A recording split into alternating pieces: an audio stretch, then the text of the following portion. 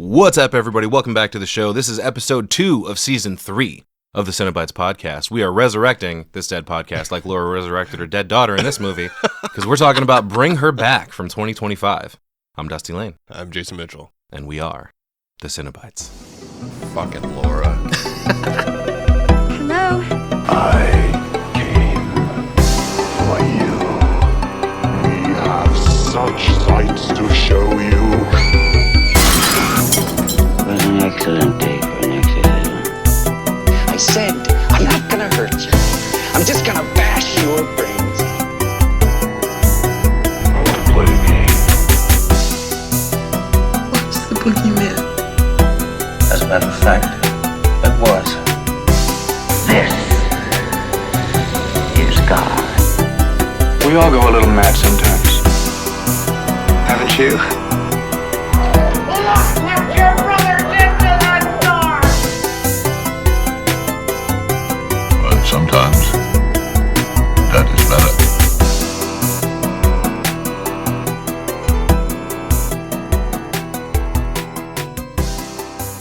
Bring her back. I mean, we're back. Talking about Bring Her Back 2025. We are indeed back to talk about, welcome back to Oblivion, y'all. We're back to talk about Bring Her Back from 2025 by Raka Raka, Danny and Michael Filippo. Raka Raka is back, baby. This is exciting. Yeah, these guys did Talk to Me 2022, which was one of our first episodes, and man, that one was fucking good too. So Yeah, dude. I was excited to see what they were going to have in store. You know, I don't really know anything about these fucking guys other than Well, Talk to Me, really. they came from a YouTube channel, Raka Raka, is what I mentioned. They're the Raka that's Raka what the brothers. fuck you were talking about? And they basically would just keep challenging themselves, doing more and more, cinematically impressive things until they were like, fuck it, let's make a movie. And then they did, and it was Talk to Me, and it was fucking incredible. Oh shit, okay. Yeah. Well, that's pretty fucking impressive. And now this is their second round at things here, Bring Her Back. This movie is just as heavy, just as fucked up, just as funny. Written by Danny Filippo and Bill Heinzman, apparently, or Hinsman, perhaps. This is an A24 joint associated with Causeway Films. I believe that's Raka Raka's production company, Causeway. Okay. Distributed by Stage 6 Films through Sony Pictures Releasing International. We have got, obviously, an R rating on this. You think it could be PG-13? No, I guess not. Absolutely not. What are you talking about? I'm surprised it's not NC-17. No. Or unrated. Yeah, dude, I this guess, movie's yeah. fucked up. There's Yeah. some pretty fucked up parts. Runtime of 104 minutes. Our setting is just suburban South Australia somewhere. Not entirely sure where. Right. For a plot on this one, I got sometimes dead is better. And for the love of fuck, don't eat knives. Yeah. Oh, yeah. That's. I've realized the plots that I introduce here, it's not really the plot. It's just my moral of the story situation. Right. Yeah. Oh my God, that knife part. Yeah, we'll fucking get to it. But first, let's get to the cast. How about that? We've got our main trio here. Or I can't really call it a trio. It's more of a quattro. And that is Andy, played by Billy Barrett. We've got Piper, played by Sora Wong, who has zero experience acting. I guess her mom just found a casting call on Facebook. Oh shit. And they fucking did it up. I wonder if they put out that they were looking for someone with visual impairments, because you were mentioning she does, this isn't an act for her. She really is afflicted in some way, right? Yeah, she's got two things. I'm not really sure how to pronounce them, but one is like undeveloped eye, and the other one is, I think, missing part of her. I don't know. We're going to have to walk a fine line in this episode, I think, because there are some things that I feel like they were intentionally filming to be, there's the girls making fun of her at the beginning. Her eyes are doing some crazy shit throughout the runtime, and they're focusing on that, at certain times. And I think it's, a big point of this story and the way it plays out is that she is, partially sighted or, mostly blind. I think this is a subject that we see eye to eye on. God damn it, Jason. That's how we're doing this? Okay, we're just fucking going for it, y'all. No, I don't want to be insensitive to the actress because she faces this issue in real life, but at the same time, there's some wacky shit going on throughout the runtime, and I feel it's our duty to point it out. Yeah, they throw fun at it right away. They do. Right at the beginning of the movie, essentially, you know what I mean? So, Yeah, no shade on. Yeah. Part of poor Piper's plight. Say that 5 times fast. Right. We also have Laura, played by Sally Hawkins, who is fucking incredible in this movie. Holy shit. Yeah. Fucking Laura. She seems so unassuming at first, and she's a nice lady, whatever, but like, dude, she is so fucked up, and she plays both sides so well. It's almost like Hannah and I watched Split last night. Have you ever seen Split with James McAvoy? Fucking going back and forth between all those identities like nothing. Like, I love watching his face change and being like, oh shit, that's Dennis. Oh, that's Barry. Oh, now he's Patricia again. You know what I mean? Like, the ability of the actor to flip back and forth between shit like that. She's not doing it to that degree by any means in this movie, but she certainly is doing some of that for sure. Some good mom, bad mom bullshit. Oh yeah, mostly bad mom. We've also got Oliver, played by Jonah Wren Phillips, who is also incredible. Oliver. Air quotes, Oliver. Yeah, we'll talk about that later, though. We've got Kathy, Laura's daughter, played by Misha Haywood. Similar afflictions to Piper, we'll find out. Deceased. The 12-year-old daughter, too, yeah. I also have someone named Phil, played by Stephen Phillips. I'm not sure who that is. Is that the dad? That is Andy and Piper's father. It's Andy's dad. It's Piper's stepdad. It's there's some kind of... I think that was his biological dad, if I'm not mistaken. And then not her. And then his dad married Piper's mom. Okay. Yeah, so it's a step-sibling situation. Right. And we've also got the foster agency lady, Wendy, played by Sally Ann Upton. She's also pretty great. I don't think the Philippos can miss in their casting. Both this and Talk to Me, everyone plays their role to a T. Right. It's super impressive. It's supernatural. No, wait, not supernatural. It is super space natural. It's very natural. Like the way everyone interacts together. It just doesn't feel like these are guys that are new to this. You know what I mean? That's what's more for this impressive. To be their second film. Holy fuck me! Like holy shit! It's they got some bright futures ahead. Even with Talk to Me, that was just as incredible, man. I don't know which of their movies I like better, to be entirely honest with you. I think it depends on mood here. I think it does, yeah. I don't know if necessarily either one is actually better. They both have these vibes, but I think how heavy do you want to get? Talk to Me feels more party. It feels more what? More party. It kind of, I mean, there are literally parties in it, but I mean, I don't know if Talk to Me feels any less heavy than this. That was fucked up, man. Like, especially with the, familial elements and the fucking little kids fucking up themselves. Shit at the end, yeah, with the fucking wheelchair. There's plenty, dude. There's plenty in that movie. Well, we're not here to talk about that one. We're here to talk about this one. Bring her back. Bring it back. Should have got some Fosters. Foster's, Australian for beer, and also kids. Cinematography in this movie by Aaron McCliskey, fucking top-notch work. Holy hell. The score as well, music by Komel Wilczek, I believe is pronounced. Special effects in this by Larry Van Dijnhoven, who is the prosthetics designer, and Rebecca Barato, who did hair and makeup. Phenomenal fucking makeup. I was going to say, everything looks great and fucking gross. Super gross, dude. The gore in Filippo movies, man. Holy shit. I grabbed a couple of taglines. We can bring it back. He is going to bring it back. And what are you doing? Yeah. Literally. Bringing it back. A little bit of background on this. In between Talk to Me and this movie, the Philippos were planning on directing an adaptation of Street Fighter. Sick, dude. The video game? The video game Street Fighter, yeah. Nice. I mean, I don't know, man. I'm being sarcastic. Depending on what they do with, I don't need that. I just need you guys to keep on doing what you're doing. Right. But they ended up backing out of Street Fighter to focus on this. And my question is, back to the tagline, what are you doing? Yeah. Why? This is what you're good at. Right. Amazing at. Who gives a shit about another Street Fighter movie? You know what I mean? Like, right. keep pumping out these heavy-ass, incredible horror films, please. Just one question. Was Jean-Claude going to reprise his role? No fucking way. Well, that's the only thing bringing me to that fucking movie, all right? I don't care about Street Fighter. It's a terrible fucking movie. I mean, I'm sure they could improve upon it, but I mean, what substance is there really to improve upon? The Mortal Kombat game, those are games about people punching each other. Right. And that's it. Like, there's a little bit of lore and stuff. I mean, there's plenty of lore these days after how many fucking Mortal Kombat games have come out, but they keep building on it. But, like, as much as I like video games sometimes, and I fucking grew up playing Mortal Kombat and Street Fighter, what the fuck ever, dude? I don't need it. Just keep doing shit like this. This is why I fucking love you guys. Agreed. You ready to get into this movie? Yep. We open, we get our A24 graphics, so we know we're in good hands. And then, bam! Right into an image of a grainy black and white video of an upside-down monster baby laying in a pool of blood with cult painted above it. But then, on screen, it says, "This is not a cult."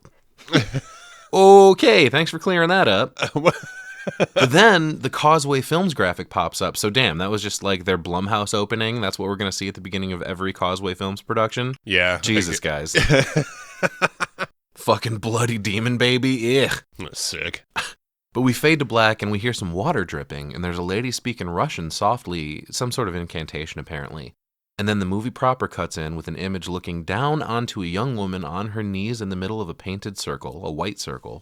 And then a fat, middle-aged, balding man walks up in his undies, his tidy whities, and he puts a hand on her head, cuts away from him to a bit of grainy footage of him wrapping a noose around her neck, apparently, and she's not the only one.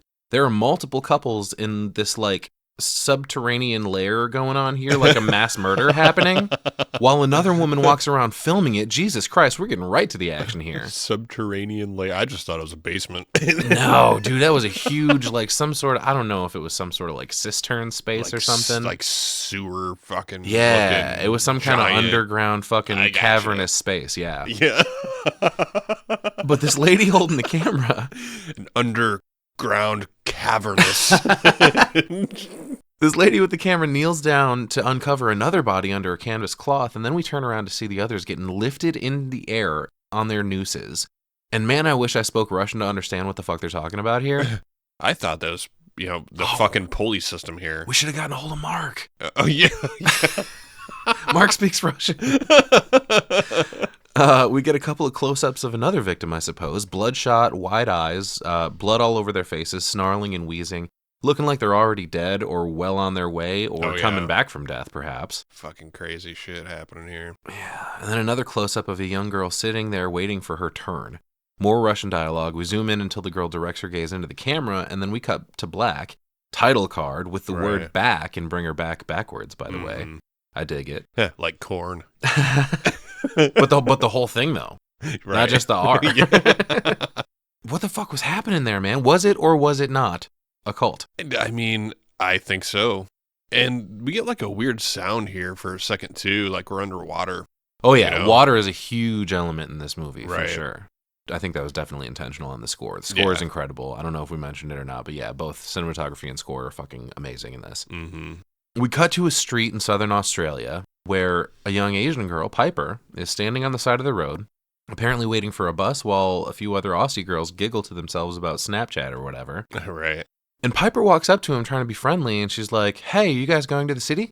And they all quiet down like they're startled or something, and sheepishly they say, "Yeah," but when we cut back to Piper, we see that their preference is to avoid her, and it's because of the fact that she's a little different. She's mostly, clinically blind. Mm-hmm.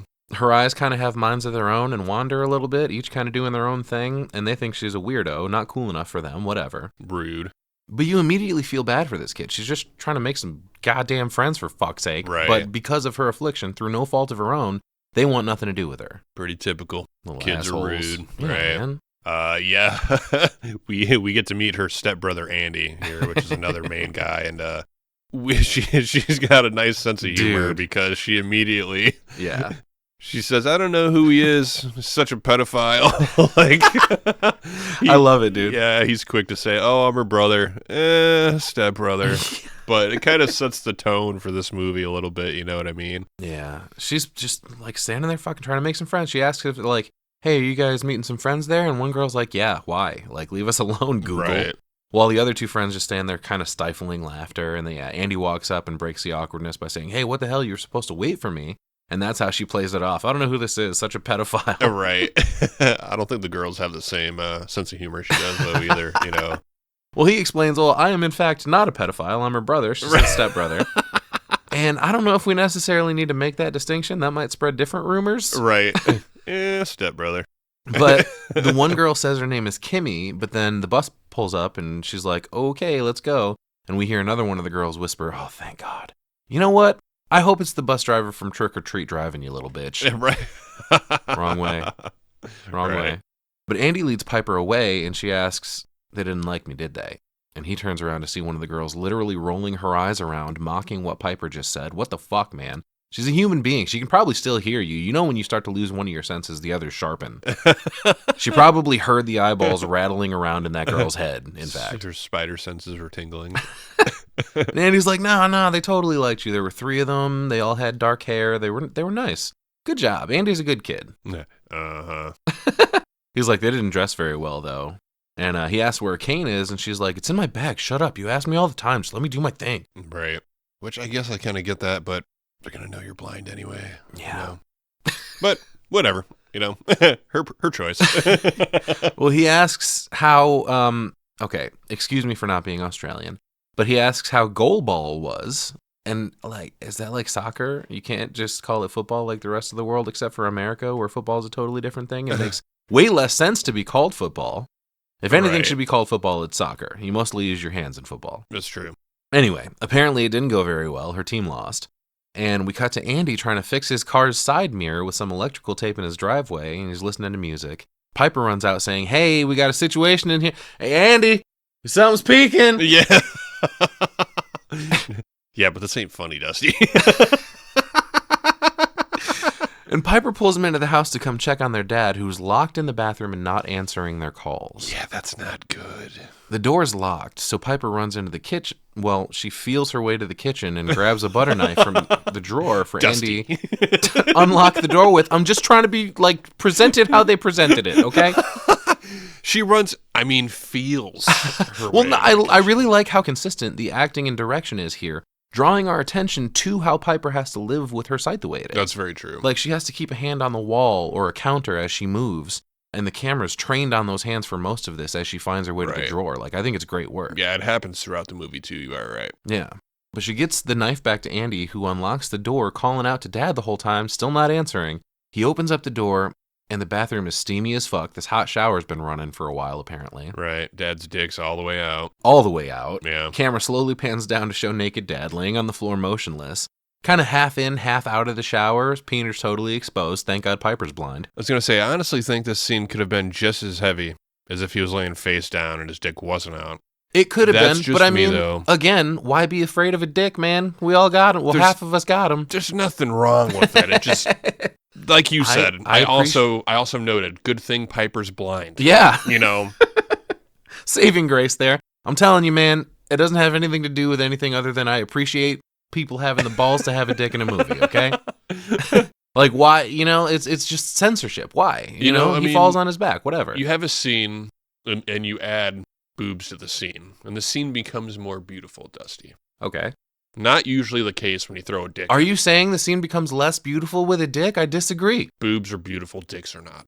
To us, maybe, but I'm not scared of the dick, is my point. Don't be scared of the dick. Okay, yeah. There's also some kind of... Nobody said I'm scared of the dick, right? I ain't scared of no dicks. But there's also some kind of mark on Dad's chest, though, as though at some point his skin had been burned or something. It's kind of scarred. But Piper keeps calling out for Andy to tell her what the fuck is going on, and Andy won't answer her now. He doesn't know how to process what's happening. Right. Seemingly, to us in this moment. We don't really know what motives Andy has here, and Laura will question those motives later for this scene. We'll get back around to that. Right. But there's a small pool of either blood or vomit on the floor beneath Dad's head, and Piper eventually says, all right, fuck it. If you're not going to answer me, I'm just going to duck down and investigate for myself. Yeah. She kneels down and feels around for Dad's body, eventually finds him, and it's not fucking good. Yeah, she knows he's not breathing. Yeah, she starts screaming for Dad, screaming for Andy, and he's just standing there totally fucking deadpan. Yeah, he's just frozen, Some people... Is he, though? That's a question. Oh. Is this a choice, or is it just his natural reaction? Okay. We'll find out, maybe. Okay. Piper's screams fade in the score as we cut to another image of the bathroom floor later when Dad's body has been removed, but nothing else is different. Everything else is in the same position. A couple EMTs wheel the body out of the house on a gurney, and we hear Piper sadly whispering, he just finished chemo. He was supposed to get better. And then she throws Andy under the bus when the cop asks her, Piper, did your brother try to help you? And she's like, no, he didn't want me in there. Well, yeah, you little shit. He didn't want you to see... He didn't want you to experience what was happening. Right. Don't talk shit about him to the cop, man. I was going to say, yeah, he was trying to protect her, which, sometimes it's necessary, Yeah. She was like, he just told me Dad would be okay. And the cop is like, oh, it's okay. You're being so brave, Piper. Yeah. Like, poor Andy, dude. Oh my God. Everybody has it out for Andy in this movie, and he doesn't deserve a bit of it. But he looks back down the hall where the EMTs are trying to get the body out of the house. Oh, dude, yeah, these fucking two dingleberries are having trouble getting the goddamn gurney over the door threshold. Dude, I know this movie's not supposed to be funny, right? That's what I said. I said, come the fuck on. Are you serious? Was that supposed to be an outtake? Yeah, these two doofuses are trying to wheel it out the door, but there's a little lip there, and they just keep ramming it into the lip where it bangs and jostles and, like, does not clear the doorway, like, 4 times before finally one of them says, oh, hey, maybe just lift up a little bit. Oh, you fucking think? What are you guys, new? Jesus Christ. This poor kid standing there watching these two damn near knock his dead dad's body off the stretcher, trying to get it through a door. What the fuck are you guys doing? Is this your first dead body? Right. The fuck's that, a doorway? Huh. We cut to a foster agency of some kind where a lady with too many bracelets on is entering their info into a computer system. And she's like, oh, it says here you're partially sighted. Is that right, Piper? And she explains that she can only really see shapes and light. That's about it. And this lady, Wendy, says that she's talked to an amazing foster mom called Laura. I don't know. I don't want to be insensitive to the Aussies and Brits about this, but I kind of hate it when they say that people are called whatever their name is versus named. It's probably just a silly American hang-up of my own and, like, you know, whatever. But it's always kind of rubbed me the wrong way. Oh, he's called Jason, you know? That's what he's called? Okay. I guess it's not wrong, you know. But anyway, this Laura lady wants Piper, but not Andy. Yeah, damn, dude. They're going to get split up. Yeah, Wendy tells him they're going to put him in his own supervised unit. So fucking back into the system you go. You're too old, dude. Nobody wants you. Yeah, it turns out that Laura doesn't want to take them both because Andy got into trouble when he was a little guy. Well, I was trying to follow the thread for a second. Like, oh, you got to get them young, fresh, unspoiled foster kids. Right. Nobody wants to take Andy because he's 3 months from 18. Right, hey, that too. Yeah. But yeah, they both immediately speak up like, whoa, hey, what, you can't split us up. He's like, I look after Piper. And she explains, well, you can apply for guardianship when you're 18. But, like, fuck that. Piper can't move in with a stranger. She needs me, Andy says. Mm-hmm. And Piper has the bright idea, why can't Andy come too? And Wendy's like, well, Laura's had issues with trouble kids in the past. And Andy's gotten himself into some shit, apparently. Right. So Piper looks over at... Piper turns her head towards Andy and says, what the fuck is she talking about? And he tries to play it off. It's like, oh, nothing. She's talking crazy. But Piper blurts out, grapefruit. Which us in the audience are like... Fucking what? You want some grapefruit? No, apparently this is their not safe word. That's not the right word. It's like their word they say to each other when it's like, okay, cards on the table, tell me the truth. So anytime maybe one of them doesn't believe something the other says, they're like, grapefruit, to be like, no, cross my heart, hope to die. This is legit, grapefruit. Yeah, you ever seen the YouTube video about grapefruit and your man? Oh. You know, I hope that would never come up again. Sometimes. But here it is. Sometimes my wife yells at me, grapefruit! And I'm like, fuck, yes. They couldn't have known about that, right? They would have chosen a different word. Pineapple. Literally any other fruit.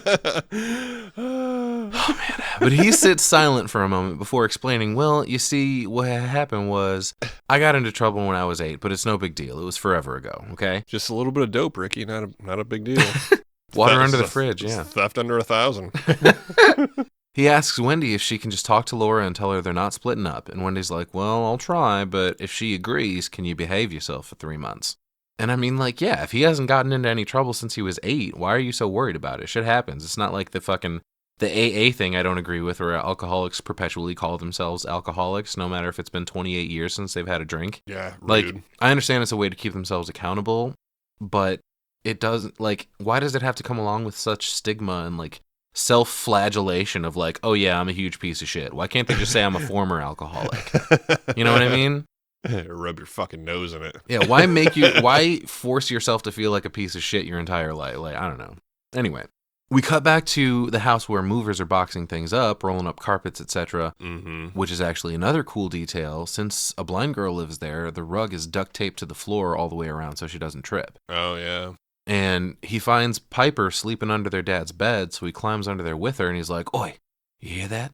and we hear a plane fly overhead, and he's like, that's Dad going to heaven. Oh, that's sweet. But she's like, shut up, you fucking idiot. No, it's not. It's a plane. I can hear just fine. He's like, no, for real, grapefruit. That's what happens.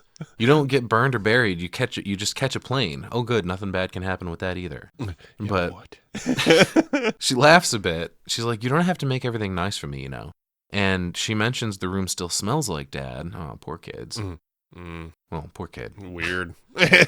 He grabs her hand and suggests she takes some of his clothes, and she's like, nah, they're washed. They don't smell like him anymore. So he's like, all right, well, his pillow then. That's still dirty as fuck. Yeah, girl. Yeah, I mean, I get this. I get this all, but it just seems gross too, you know? Yeah, I see what you mean. I can see both sides of it. That's what I'm saying. Yeah, I can see both. Yeah, for sure. But, dude, that's one thing about pillows, though. She specifically takes the pillow. Never look inside one of your pillows. Mm-mm. Have you ever fucking taken the case off, like, after using it for a while, and the pillow's gross as fuck inside, like, all brown stained and shit? Throw them away. Yeah, like, maybe, throw that fucking thing. I'll ball up a blanket or something, fucking deal with it until I can get another pillow. But don't look at those fucking things, I'm telling you guys. But we cut to Piper in the car clutching her dad's pillow, and Andy reaches over and puts up the sun visor thing so that the sun is shining in her face, which normally would be rude.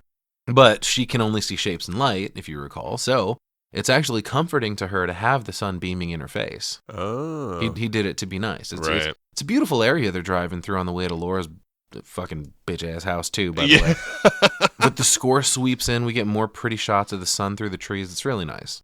But finally, they approach the house, and it's a pretty cool-looking house, but my eye was drawn directly to the white line painted across the driveway, where the yard plants and things begin, extending over both of those areas to the side, basically continuing out of view through the grass and trees and everything possibly encircling the property. And right away, I was like, somebody doing some surveying or something? Yeah, something strange immediately here. It's easy to overlook, I suppose, but if you notice it, it's definitely strange. Right. And Andy announces they've arrived, but apparently he can't drive for shit because as he's scoping the house out, he drives up and onto a fucking rock wall, tilting the whole car and knocking his mirror back off. Yeah, holy shit, kid. Pay attention. Yeah, Piper's like, I thought I was the blind one. But she gets out of the car and the birds are chirping, the sun is shining. It's a beautiful little idyllic area. And she comments that it smells like Mom's garden used to. And he reminds her, we won't be here for long, Piper. Don't get used to it. He's going to be 18 in a few months. Right. And as they get out, the camera pulls back and starts to turn, like starting to spin the frame upside down. Right. And the score turns creepy and starts to crescendo, giving us the vibe that something is off about this place. So Piper bangs on the front screen door, extra loud because there's music, the song Alive by Empire of the Sun, ironically blaring inside somewhere. Fucking knocking like she's the police. She wouldn't have fucking heard her otherwise. She calls out and Laura yells, come in.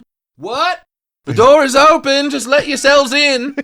These guys all sound like Crocodile Dundee. Yeah, Jason, they're all fucking Australian. What are you talking about? Come on in. What was it you said earlier? This girl's from Australia. She looks Asian to me.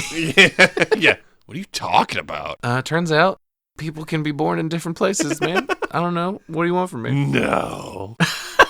But they come in, and I love this initial shot of seeing Laura for the first time because Piper walks around the corner, and the shot is so blurred, putting us in the perspective of Piper's vision as she reacts to seeing Piper for the first time, and then finally she walks over and turns the music off, and the closer she gets to the camera, the more in focus she and everything else becomes. Right. Super cool. These guys know what the fuck they're doing. I love it. Yeah, fuck yeah.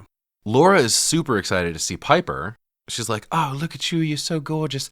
Welcome to your new home. Mi casa es su casa.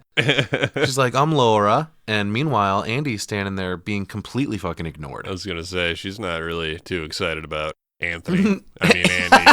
Yeah, dude. She's like, you must be Piper, and you are. And he's like, Andy. She's like, right, Andy, whatever. Yeah, like you didn't just sign the fucking paperwork. Seriously. She's like, hey, you know what we need? A photo. Yeah, I'm sure Piper will love that. Right. Oh, dude, I like this too. She puts her head in front of Andy's. Dude, yeah, she pulls out her phone to take a selfie, literally puts her head in front of Andy's face to snap it. What the fuck, dude? She's such a dick. Yeah, so it's just her and Piper instead, dude. Might want to retake it, actually, yeah. Piper was smiling, but she wasn't looking at the camera either. Can you just snap another one real quick, please? Yeah. But Laura's like, hey, you need to meet my dog, Pom Pom. pum-pum. She leads Piper over by the hand and explained, okay, he's a bit shy. And then as they approach this dog, Laura, like, barks at Piper to spook her a little. Yeah, fucking rude. Yeah, and then we get a shot of this dog, or former dog, anyway. And Andy explains, oh, he's stuffed, Pipe. Laura's like, yeah, no, he's dead. I know, I'm a fucking weirdo. Yeah, you fucking are. I don't think I get the stuffing your dead animal thing. In fact, there's been a recent trend where people are getting stuffed animals that look like representations of their pets. I think we might have even talked about this on another fucking episode. But whether the animal is dead or alive, they get this thing that looks just like them, and personally, I think it's fucking weird either way. Yeah, dude, didn't they bring back a dead cat? Who did? In Reanimator? Oh, yeah, they sure did. Well, there was the one that died, but wasn't there... We watched something where there was a cat that was... Oh, the medical dogs and cats that were cut in half. Oh, in Return of the Living Dead. That's what I'm thinking of. So well, if you're talking about a cat, it's probably you're going back to Reanimator, because it was fucking Dr.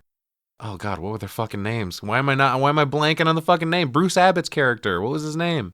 I remember Dean Halsey. I remember Stuart West, or Jesus Christ, Herbert West. Stuart Gordon directed. That's why Pretorius? I said Stuart.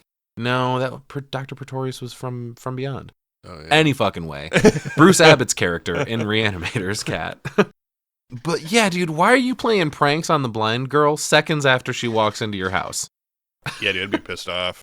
She also acts out the dog, like saying hi to both of them. She's like, oh, hi, Piper. Like, what the fuck, man? Yeah, lady's fucking weird. She also mentions there's a cat running around somewhere named Junkman. She's like, oh, I haven't stuffed him yet, but I will. Yeah, ew. What the fuck, man? Yeah, why? Are you going to try and bring her back? Well, you know what?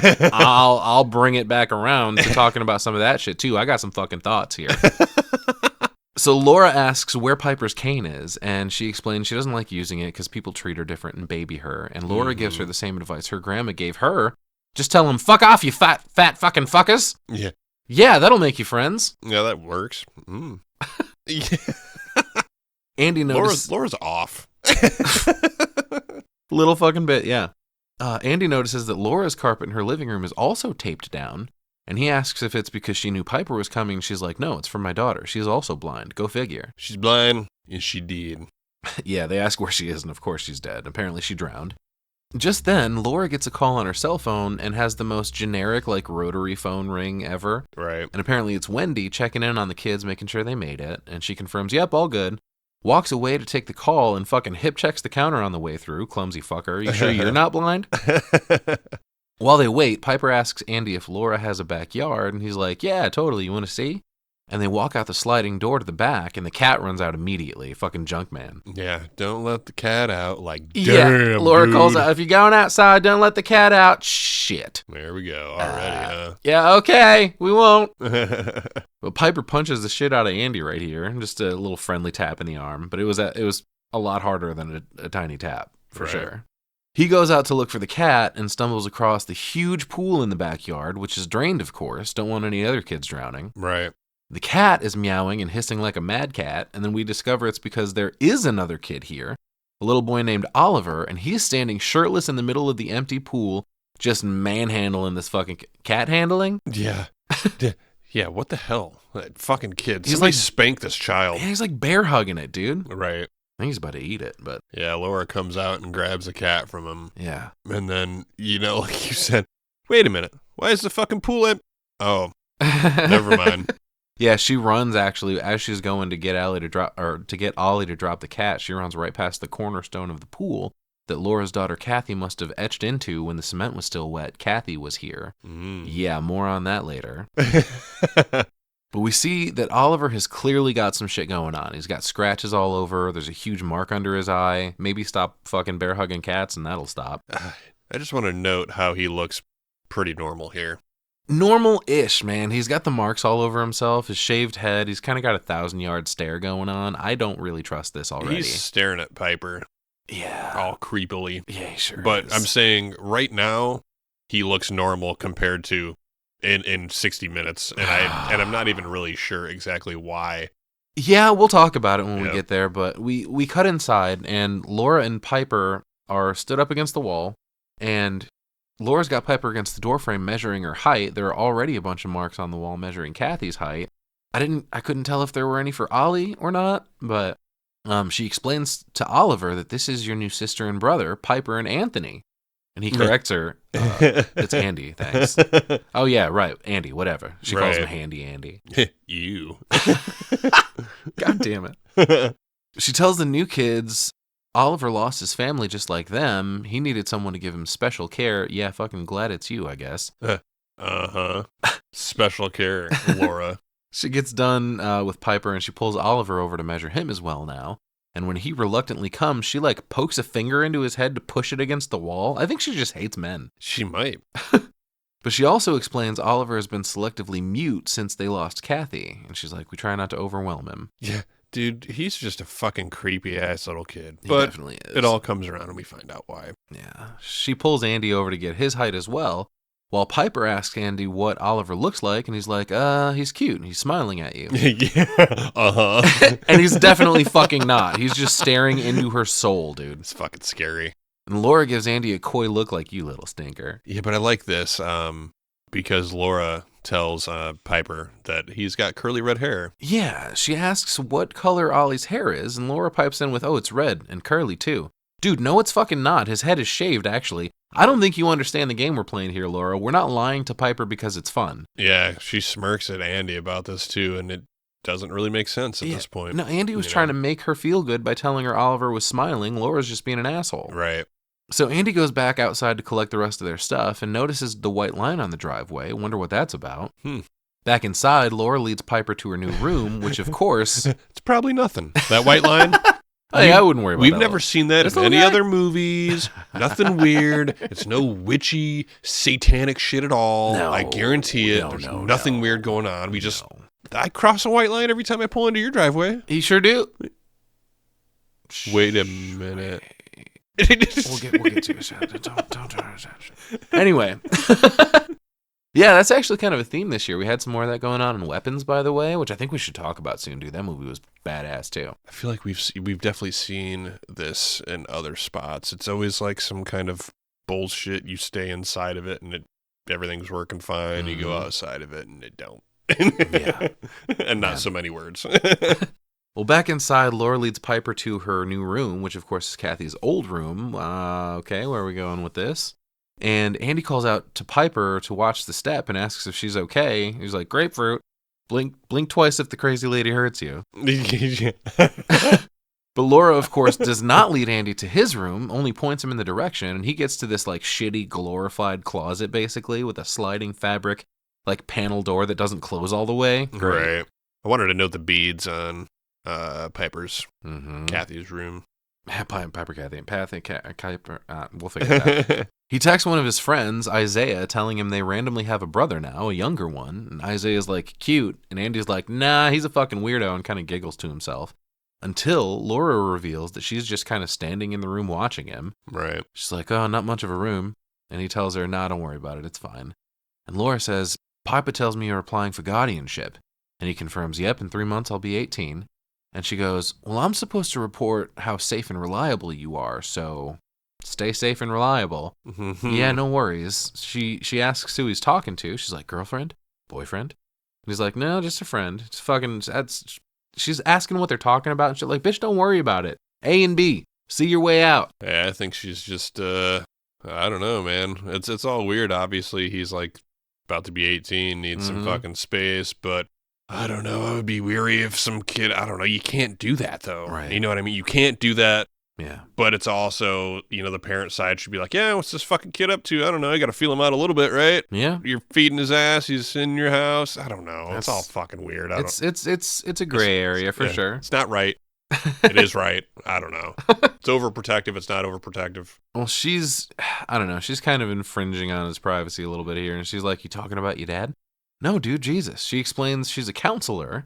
She's like, people pay to talk to me. She's like, you don't have to be so defensive. And he's like, I'm sorry, I didn't know I was being defensive. She's like, look at your body language. It's revealing a lot. Crossed arms, you're clutching onto your phone to tell me you want me to go away. And thankfully, Piper's fucking super hearing comes to the rescue. And she's like, hey, I can hear you guys. Can you hear me? And Andy puts his phone down to step closer and answer. And he's like, do you need anything? And she's like, yeah, a better brother.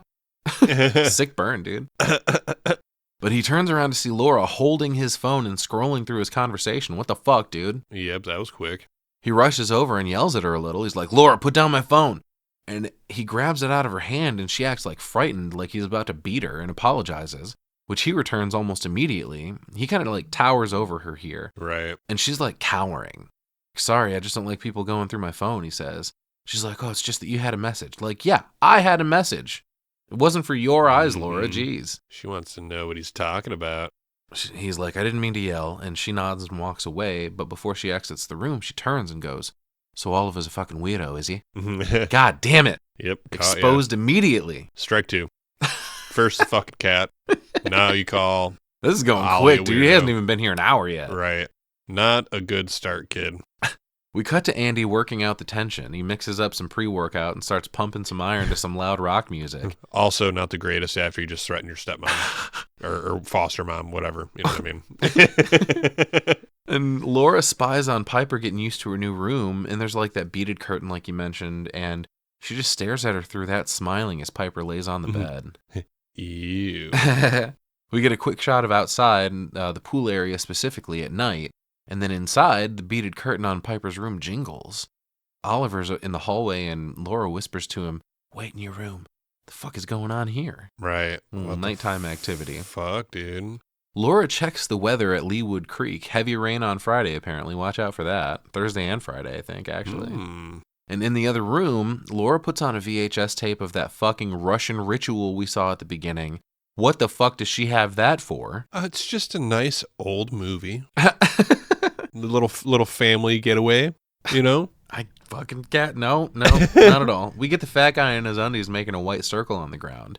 And she pulls out a drawer revealing a photo of her daughter, I think.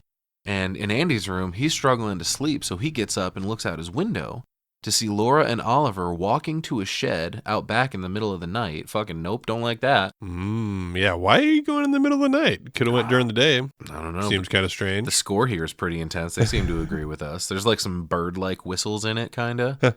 Laura, what are you doing in there, huh?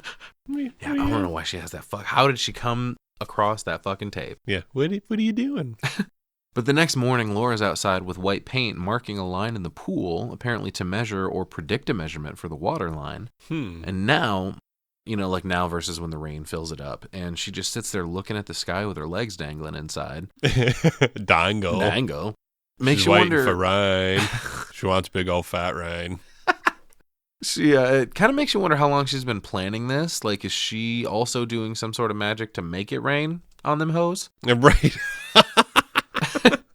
I don't think she's making it rain on nobody. It doesn't seem like she's fucking working. She comes back in and wakes everybody up. Andy wakes up in a puddle of drool and then notices he's also apparently wet the bed. Oh, yep. He was just sleeping in his dirty pee pants.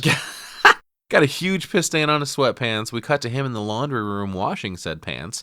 And then we cut into the bathroom where he's having a bit of a breakdown trying to get it together to take a shower.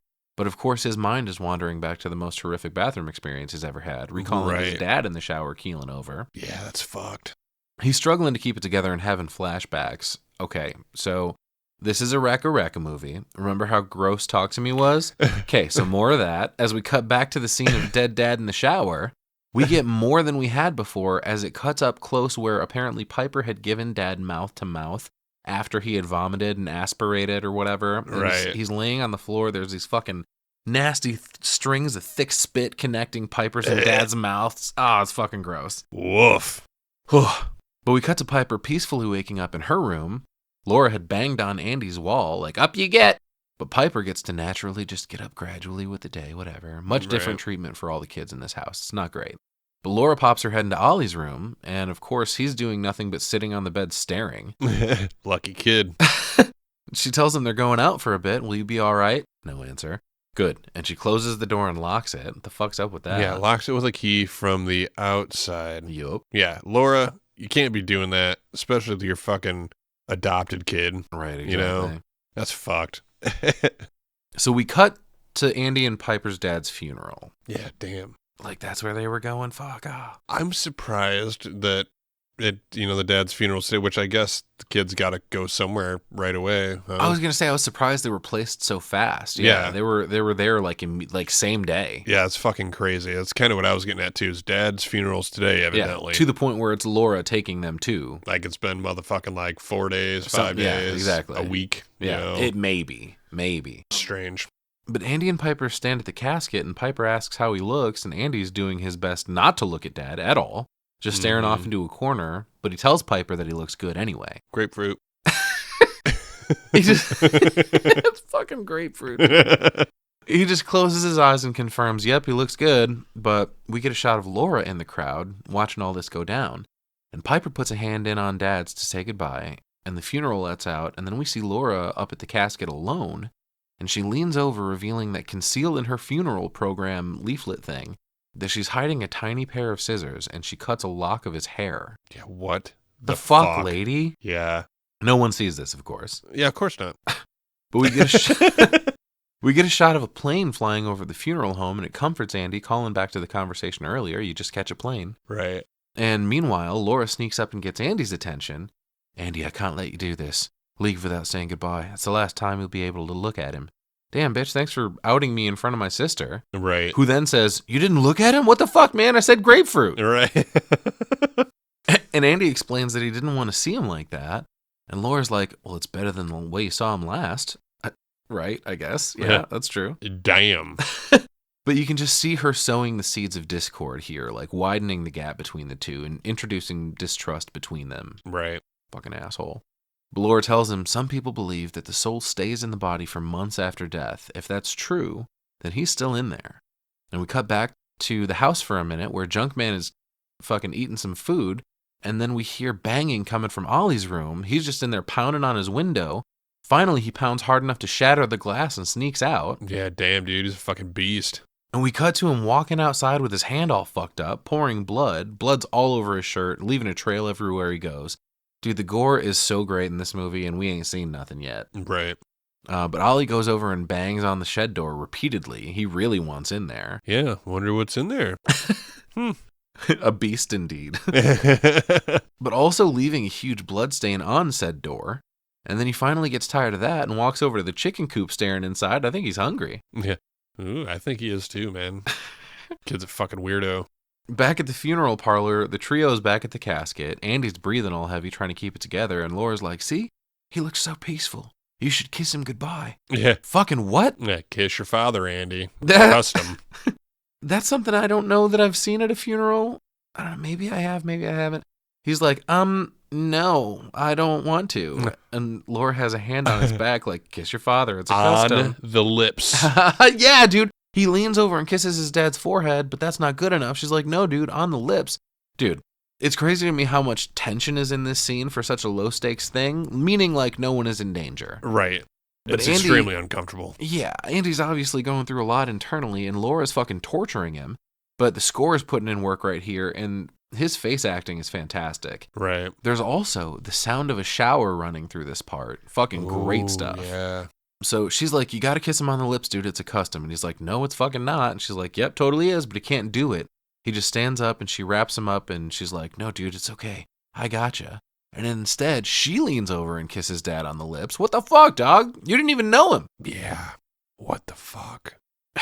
So we cut to the car where Laura's like, hey, why the long faces, you gloomy gusses? Funerals aren't supposed to be sad. It's supposed to be a celebration. Let's have some fun. Piper, what do you do for fun? Kick Andy in the balls. Laura laughs her ass off at that line. What about you, Andy? Yeah, what do you like to do? He's like, I don't know, get fucking hammered. Laura's like, fuck, yes, now we're talking. Let's get hammered. Fucking what?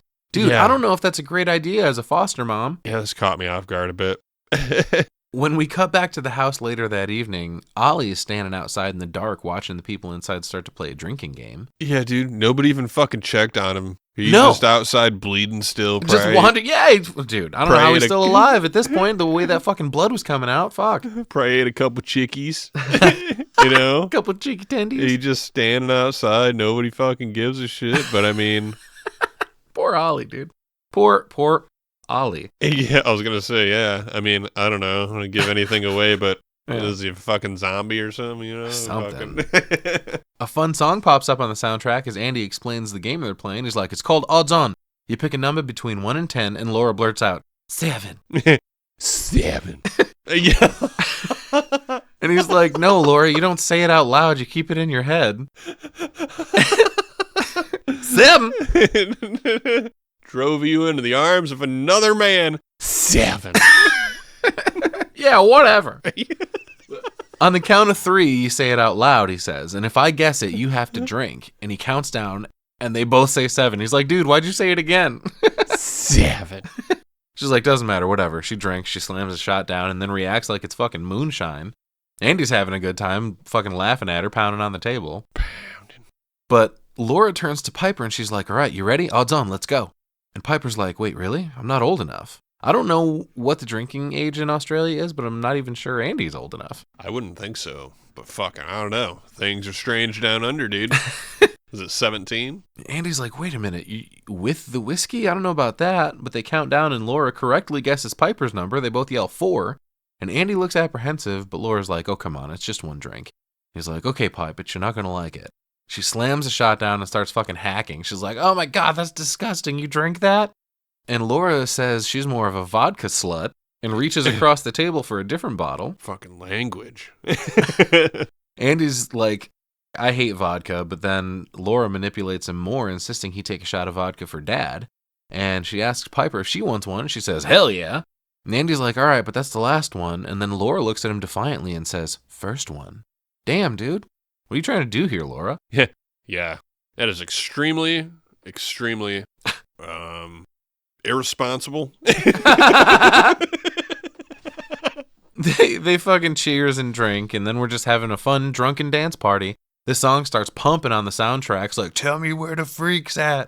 And I'll fucking tell you where they're at. Oliver's still standing outside, staring at him. That's where the fucking freaks are. Yep, he's still out there. Evidently, you don't have to fucking feed this kid. He doesn't need to go to the bathroom because he should still be locked in his room. Just let him wander around the yard, whatever, right. Dude. Couple more shots. I love these scenes in the Philippos put in their movies. Like the montages and Talk to Me. This one has very similar vibes. We get a shot of a chicken inside the house pecking on something on the ground. Right. Yeah. And there's another one of Laura kissing her dead dog. Fucking weirdo. Strange. They're just raging, dude. Shot after shot after shot. And we get a shot of Piper taking another shot, but there's something all over her face. I don't know what it is, but it looks like she's been rolling around in oatmeal. It's fucking gross. Ew. And then she jumps on Andy's back and they start wrestling. And then Piper blurts out, Andy, play Dad's song. And Laura's like, yeah, play Dad's song. Oh, God. Bitch, this isn't your thing. Butt out. They do indeed play Dad's song, and there's a very emotional karaoke party going on here. We cut to the dog wearing 2 party hats, and Laura tackles Piper onto the couch, and her and Andy both yell at her to sing the song. Finally, the music cuts out. Piper's crashed on the couch. Right. And Andy walks back over to the table where Laura still has a shot in front of her, and he thanks her for today. Apparently, he did loosen up a bit through all this. She's like, all good, man. I've been through it too. If you ever want to talk about him, whatever. He's like, well, yeah, I do, but it's hard. And she's like, I mean, that's all right. We don't have to look at each other. So they literally turn their chairs away from each other, sit back to back. And she tells him he can ask her something to break the ice. And he asks how she's coped with Kathy being gone. Ooh, tough first question. Right. She's like, I didn't. When we buried her, I didn't want to leave because it felt like I was abandoning her. How could I go home without my daughter? How could I sleep in a bed while she was in the ground? Ooh. Yeah, dude, valid. Ouch. But she says she used to stay at the cemetery all day just so she could feel close to her. Fucking heavy shit, dude. She's like, I'd give anything to hear her call me mom just one more time. That's all. Oof. And these guys capture emotion so incredibly well. Their casting's phenomenal, and every time they dive into something like this, it's so heavy. Mm-hmm. But finally, Andy opens up. He goes, we'd only ever talk if it was about Piper. And Laura interjects. She's like, because she was the favorite, huh? Oh shit, we're diving deep here. Laura asks, is that why you hit her? And Andy's like, what the fuck? Who told you that? She's like, Wendy. God damn it, Wendy. Why is everybody airing out this kid's dirty laundry? She asks if he was jealous of Piper. And he was like, well, when my dad married her mom, it felt like he finally found the family he actually wanted. I used to get in trouble at school just so he'd notice me, and he hated me for it. He'd turn on the shower so Piper couldn't hear, and he would hit me so hard I'd wake up and I wouldn't even know where I was. Damn. And she's like, that's awful, Andy. And he mentions he never touched her, not once. But that's another layer to the shower thing. He's clearly got an issue taking showers in this movie. He probably smells terrible. Right. But he has hang-ups about it, both because they found dead dad in the shower and that was his fucking masking technique for beating the shit out of him. Right, yeah. Damn. So we cut to later when everybody is asleep, except for Laura, of course. This bitch never sleeps. And she gives Andy's little tootsies a tickle and asks if he's awake. And then, confirming that he's not, she walks away to her bedroom, ties up her hair, and walks into her bathroom, grabbing a measuring cup, puts a towel down and lifts up her skirt, fucking pissing into this cup, walks it into the room where Andy's sleeping, and then pours it all over his crotch. What in the fuck? Yeah, dude. After all that nice touching, they're trying to bond here. Don't say after all that nice touching. Yeah. Yeah, not touching. You know what I mean? But what the fuck? Yeah. That's just when I thought you were coming around being this nice lady, you go and do something like this. It's fucked up, dude. She grabs his phone and lifts his fucking eyelids to use them to unlock the retina scan on his phone. Yeah. And then she fucking deletes a picture of Ollie and then hears Junkman meowing outside. And she looks out the window to see Oliver holding onto the cat again. Jesus. We cut to inside where she's giving Oliver a bath, finally cleaning up his hand. And I think this is the first she's noticed him since they came back from the funeral. Yeah. Oh, yeah. Oh, so now he needs a bath. What about some food? Wasn't the rain good enough? Oh, no, it's not raining yet. I'm sorry. Right. Which is kind of funny, though. I mentioned some food, but she says, I know you're hungry, but you've got to wait a bit longer. Yeah, and she dives deeper into it. She starts talking to apparently something inside Oliver. She's like, are you in there? Is this part of it? Did I do it right? Yeah. And no response. Oliver just stares at her, but she's like, how can I believe you're in there if I can't see you? Yeah, Finally. What? Yeah, what? Yeah, dude. Finally, Oliver looks over at her, and the sink turns on all by itself. Junkman does not like this. He starts growling. And then we get a great mirror shot of Ollie, like in a trance or something, in the tub. Mm-hmm. And then the mirror breaks. I wonder if that was supposed to be whatever entity is inside Oliver that she's talking to, clearly in a distressed state. We don't see anything revealed on Ollie's face, but when the camera, when the camera's right on him, it just looks like normal Ollie. Right. But it's a total change looking at him through the mirror. Right. It's fucking weird. We cut to the next morning where Andy wakes up to see that he's pissed himself again. Yeah, Laura acts like she didn't just pour her fucking piss on him last night. That evil ass bitch. Gaslighting the shit out of him, dude. Yeah. He's like, oh man, I gotta be losing it. What the fuck is going on with me? Back to the laundry room with you. Right. Hey Andy, you're doing a whole lot of laundry lately. What's the deal, man? Puberty doing a number on you? Lots of hormones raging? What's going on there, buddy? Ew. But he tries to take his clothes to the laundry room and Laura is already in there. Importantly, we do get a shot of Junkman walking across the couch, leaving a trail of blood. I'm not really sure where it's coming from. I think the tail? The cat stops to lick it a little bit. Oh, I didn't notice that. Yeah. Fucking Ollie. Bleeding all over the fucking house. Yeah, just Ollie probably around. took a bite of him, dude. Fucking probably, dude, yeah. Yeah. Fucking probably. That little feral kid, dude. But Andy walks past Pom Pom, now set on top of the island in the kitchen, finds Laura and Piper in the laundry room, and she's like, oh, hey, are those dirty? Give them to me. I'll wash them. And he tries to run away like, no, that's okay. I'll do it later. Right. And she's like, no, nonsense. I'm not wasting water. Give it here. And Piper yells out, Andy's hungover. And he asks if they're going out. They're both up and ready for the day. Apparently it's a girl shopping trip. No boys allowed. Stay here and keep Ollie in his room, okay? Mm-hmm. And she's like, he's mucking about, doing my head in. She looks at the clothes Andy handed her and comments, oh shit, you pissed yourself? Right in front of Piper, by the way, who chuckles. Man, you guys are being dicks. Dude, she's manipulating, doing all this shit, slowly but surely turning Piper against fucking Andy. It's all fucking... It's classic mind games, man. Yeah, I hate Fuck it. you, Laura. Fucking hate it. He's like, I don't know what happened, and Laura tells him to try to take a shower. Yeah, try. And he just walks away, and Laura says she's concerned about Andy to Piper. She doesn't think he's doing well. She lies to her, telling him he became quite aggressive last night. I'll tell you about it in the car. Mm-hmm. And we cut planting seeds. Right, exactly. We cut to Andy opening the bathroom door and hallucinating his dead dad laying on the floor. Oh, yep, there's his dick again. He's like, nope, fuck that. And he goes out back to try the shed, but it's locked. So instead, he goes out to the water spigot out back to wash up there instead. Yeah, he sees Oliver trapped in his room here. Yeah, watching him as he fucking... Ollie, like, kills a fly on the window and eats it. Yeah. You kid. You're that hungry? Is it better than eating his boogers? I'm not sure. Ask Larry. Yeah. Andy comes to check on Oliver and notices, oh shit, Laura locks you in here? And he grabs a knife from the kitchen to unlock the door, that old chestnut. Dude, he's good at this shit, too. It takes him about 3 seconds, shimmies the fucking door open. And I like that when the door opens up, it's like Oliver's just staring like this. Yeah, completely deadpan. Yeah. 1,000-yard stare, same thing. But he asks if Ollie's hungry, and we cut back out to the kitchen, and he's like, hey, how long have you been like this, like mute or whatever? Well, Andy, if he's mute, he's probably not going to answer you, is he? Yeah. I just don't want to talk to Laura, that fucking bitch. You know? Well, he sets a half a cantaloupe on the counter and notices Oliver's bandaged hand, and it looks like he's trying to trace something on the counter with his finger. So Andy grabs a pad of paper and a pen, thinking, oh shit, maybe you should write something instead, so maybe I can talk to you, and then you can talk to me. Oh shit, he said the thing! Yeah, he did, right? He's like, this fruit is not free. It's going to cost you some writing.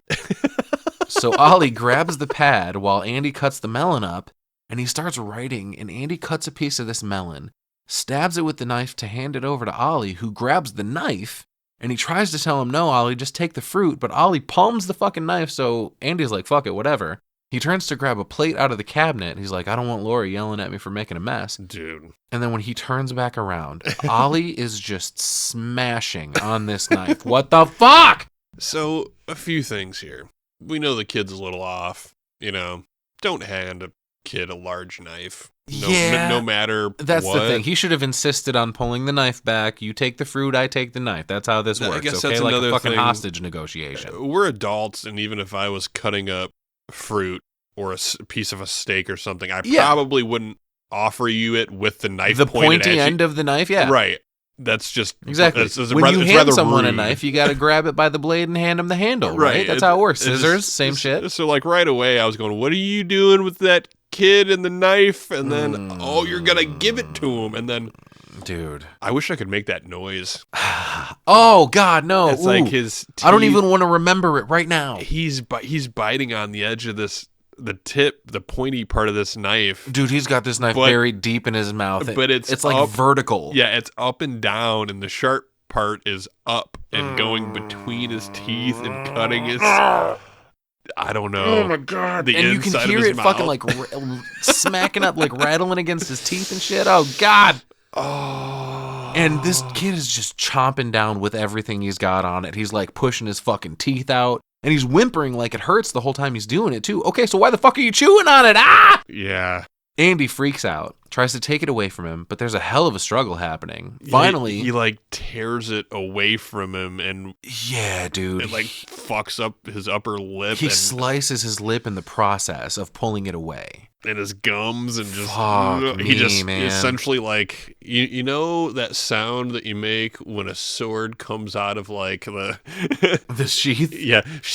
It's kind of like that, and, like, slice the fuck out of his mouth when it happened. Dude, holy shit. We cut to Andy fucking dragging Ollie outside, trying to take him to the hospital, but as soon as they get to that white line, we see Ollie dig his feet in. He does not want to cross that fucking thing. But Andy yanks him across it anyway, and Ollie falls down and starts fucking screaming. He's like seizing on the ground, and Andy can't figure out what's wrong, but he notices something happening under Ollie's shirt.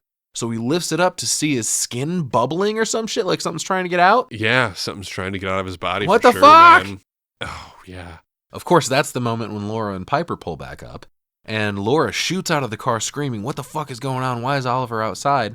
She pushes Andy away from him and hunches over Ollie on all fours, screaming for Andy to take Piper inside now. And importantly, once again, Junkman escapes the house with the open door. I love that subplot, dude. The cat trying to get the fuck out of this house at all costs. Like, is there someone in there too? Dude. Oh, shit, fucking Dusty. Pom-Pom, buddy. I'm pretty sure my fucking when God. Pom-Pom, her dog, died, Yeah. she found a fucking cat to put Pom-Pom inside. That's what I was talking about earlier, dude. Oh, it's more shit. fucked up than we think. Yeah, that's because the cat ain't going to want to go out all the time. The dog's That's probably got to why pee, she's dude. constantly insisting, hey, don't let the cat out. Whatever you fucking do, don't let the cat out. We got to go find the cat. Where's the cat? It can't be outside. Pom-Pom. Because the cat doesn't know, I guess, intellectually not to cross the white line, and then it's fucked up and it's not Pom-Pom anymore. Oh, yeah. Holy shit, dude. Yeah, I didn't put that together until right now. Yeah, exactly, dude. Back inside, Piper's asking why Laura's screaming, like, what the fuck happened? And Andy's breaking down. I love the sound design right here, where he's looking around at all the aftermath and kind of having a panic attack. And meanwhile, the sound is muffled until he calms down a bit. Right. Piper's holding on to him, saying, Andy, we can help you. Sounds like Laura's getting to Piper a bit. Yeah, big time. Andy looks down at the bloody paper Oliver was writing on earlier, and it just says bird on it. Oh, great, kid. That helps a lot. Thanks. Yeah, I thought that was strange. Bird. Well, we find out what it means later. Not talking about an actual bird. Ah. We cut back to Laura in the living room, frantically going through that VHS tape again. Or I think they're in the bedroom, actually. Home movies, thank you. Back to the VHS tape, trying to figure out how to fix this whole Oliver situation while he's behind her, apparently starting to come to consciousness in some way, because he goes, where am I? Yeah, who are you? Yeah. What do you want? Exactly. He's like, please, no. And Laura says, it's all right, Ollie. She turns on the music in her room all loud, making me wonder, remember when the kids arrived at the house and the music was fucking bumping? Mm-hmm. I wonder if something similar was happening at that point and she just played it off. Oh, yeah. Yeah, because she, like, much like Andy's dad, turned the shower on to cover up the fucking beating. Right. She's turning on this loud-ass music to cover up Oliver screaming and shit. Yeah, what the fuck, man? So he starts screaming. She gets on top of him, covers his mouth. She sees on the screen that someone starts rubbing little circles around the victim's forehead. Right. And she does the same until Ollie finally falls back into, like, a catatonic state. Like, timid again. Yeah. And outside, Andy and Piper are knocking on the door asking, hey, man, should we take him to a hospital or what? And she finally busts out of the room. No, he's good. He's probably fine. He'll walk it off. Yeah. She busts out of the room and confronts Andy right away. She's like, you broke into my room? Respect my fucking privacy. And she grabs Piper and takes her into the room. Kind of funny how that works, isn't it, Laura? Yeah. Respect my fucking privacy? Wow. Okay. Wow. Okay. Yeah. Okay. I see what's going on here. Okay. Yeah. Remember that. But Piper's like, please don't be too mad at him. But she slams the door in Andy's face. And in the room, Piper asks if Ollie will be okay. She's like, yeah, no worries. He'll be fine. It's the cat I'm worried about. Let your brother let him out again. Right. Meanwhile, Laura pulls out the funeral program from before and pulls out the dad's hair from inside and fucking feeds it to Oliver. Yeah. What the fuck? Does he just need to consume some piece of a human body, no matter what it is? Like give him a fingernail every once in a while? That's what I was wondering. A I was little tooth like, shaving? shouldn't he be all right? eating somebody else's hair? Not his? I would imagine it would be the person either that died that she's trying to replace or the new person whose body they're putting the person into. That's what I kind of thought. Didn't really make sense to me. We're revealing a bit of what's going on here early, I suppose, but whatever. Fucking you guys anyone who listens to the Cinebytes know that fucking spoilers abound here and we are not sorry. Oh, yeah. But if you listen this fucking long in. But we cut to Piper walking around outside with her cane, calling out for Junkman. Yeah, why is she out looking for the blind girl is out looking for the cat in the woods? Well, I think maybe Laura sent Piper out on a mission so she could finish up something else inside without her being privy to it. And she sends the blind girl outside so she maybe doesn't notice the white line around the whole property. I'm just saying she's out there by herself in a not familiar place in the woods. Also true. She could be wandering fucking anywhere. So when she picks up the cat, does she know which way to turn around and go back home? That's what I'm getting at. Like, where the fuck does make sense? It's a good point that I did not think of. Why just send Piper? Yeah. Piper, we run out to the store and get me some milk and eggs real quick, you know? Like, what the I thought it was just a thing where she sent her out because she wouldn't notice the line or something. You know, I don't know. Well, it was weird. There's a couple spots in this movie that's just kind of like, oh, whatever. I mean, it all looks like it makes sense. She's out. You see the fucking... Yeah, in this moment, we do get an aerial shot above the house, and we see that, indeed, yes, the line does go all the way around the house. There's some fucking witchcraft afoot here for sure. Yeah, something funny happening here, and I ain't laughing. In the bathroom, Andy's taking a shower in his clothes for some reason, but then he starts hallucinating his dad outside the door and, like, shambling up to it like a zombie and telling Andy, rains. She goes, she'll die in the rain. Fucking what? Who will? What the fuck is this? Yeah, that was pretty weird. And we get a nasty shot of a close-up on dead dad. His face is all fucked up, bloodshot eyes. Andy tries to run out of the shower, but slips and fucking slams his head into the floor. Oh, dude, yeah. He sees his dad standing over him, getting closer and closer until he wakes up in the hospital with everybody trying to keep him calm. But he's still seeing images. He asks, what's that sound? Because he can hear the rain. Yep, rain. I want to know, have you ever heard the rain? The rain. Pouring down against the wind of pain. But he can hear the rain pouring, and he freaks out trying to get out of bed. He's like, oh, fuck, my sister's going to die. Right. But the medical personnel are all holding him down. Man, fuck, this movie's heavy. Yeah. Rain-soaked, that's why. Importantly, we cut back to the house. We see the rain washing away all the white paint. Not sure what that means for all the people affected inside. Ollie, possibly Junkman. But Laura stares up at the sky looking distracted while Piper is laying down texting Andy through an AI assistant sort of thing. She tells him Laura says you don't want any visitors at the hospital. And it says, miss you less than 3. And at first I was like, oh shit, that's another cute little inside joke they have, telling us how close they've become over the years. Nope, that's just the fucking AI readout telling us she sent him a heart. That's the fucking less than sign, and the 3 makes a heart, if anybody didn't know. Oh, nice. I thought it was like a I love you 3000 or whatever. Right. Nice. Laura is outside standing in the rain just staring into the pool. She's clearly fucked up. And we cut inside where later that night, Laura's watching some home movies of the good times when fucking, with Kathy. And then Piper comes into her room saying she's worried about Andy and couldn't sleep. And Laura tells her, come on in, follow my voice, straight ahead, I gotcha. And she sees Piper's upset. She's like, oh, it must be the rain. Kathy loved it, the smell. And Piper asks if that's her on the TV and if they can keep watching. And then she kind of leans into her, snuggling up together. And she asks Laura to describe her. And she's like, oh, she's 12 here. Long brown hair, freckles. God, she's beautiful. And Piper tries to comfort her. But then on the tape, we hear Laura call out to Ollie, saying, Ollie, hey, can you get Kathy's cane? And then some ginger fucker runs by saying, okay, Auntie Laura. Hey, man, whatever. I'm a faux ginger. You're all the way ginger. I'm not talking shit about gingers, but I'm just pointing out the fact that he's some other kid because he's a fucking, like, super redheaded, like, the brightest redhead you can possibly imagine. It's not Oliver, essentially. It's definitely not Oliver. Right. Not the Ollie that we know, clearly. And calls back to her earlier when she said, Ollie has red curly hair. Yeah. We were all like, what the fuck? Turns out, the real Ollie does indeed have red curly hair. Yeah, what the fuck? But Ollie is in some other fucking kids. But like, so who the hell is the kid that Ollie's inside now? Right. So Laura shows up to talk to Andy at the hospital after this. So like, holy shit. He immediately asks where Piper is, and Laura tells him, oh, she's home watching. She's being present in the vicinity of Ollie. And she tells him, Andy's got a concussion. You need to stay in the hospital one more day. They need to make sure your brain's not bleeding or some shit.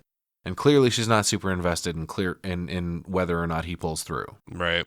He looks over at the window to see that it's still raining and asks again where Piper is. And she insists everything's fine still and gives him a present from Piper, some sort of Axe body spray or some shit. Right. And he tells her, hey, you can't let Piper out. Not while it's raining. Something could happen. And he explains that he saw his dad in the shower, and he said, she'll die in the rain. Shouldn't have told her that. She's building a case on you, bro. As little information you can share with her as possible, for sure, is probably for the best. Right. But Laura slips a bit here. She's like, you don't think it's because your dad died in the shower when I killed him?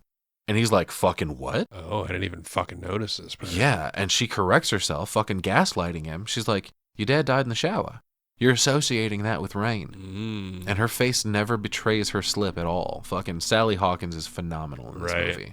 So she fucking... Yeah. She scoped She's fucking with... Well, she figures like he's got a head injury. She can say whatever she wants to him, really, and then fucking gaslight him into thinking, no, you're hearing things. You fucking bumped your head pretty hard. You're losing it. I got you.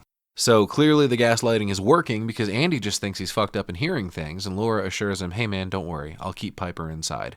And we fucking cut to back at the house, literally right after she says those words, I'll keep her inside, I promise, to Laura literally dragging Piper by the hand into the rain in the backyard. Right. To run and dance around in it. She's like, oh, it's just water. Fucking bitch. This crazy ass lady, man. Man, I don't like Laura. At all. At fucking all. Yeah. I might like Laura less than Julia. Yeah. At all. Fuck you, Laura. So as they dance around and pray to the rain gods, we see some shots of the home movie footage where Laura and Kathy are leaning over, sticking their hands into the pool. Intercut shots of Laura stroking Kathy's hair and then Piper's. Shit's weird. Mm-hmm. And then there's a shot of Kathy walking toward the shed and then Piper doing the same thing. And then Laura calls out to stop her and she's like, hey, I want to show you something. And we cut to inside where Laura's putting one of Kathy's old sweaters on Piper. She's like, oh, this was a favorite. This is a weird take on the body swap genre, dude. Right. But she's like, oh, you like the sweater? Uh-huh. Thanks, Laura. Hey, you can call me Mom if you like. Oh, no, thank you. Maybe. Yeah, she's like, we'll see. Yeah. We're not there yet. Mm-hmm.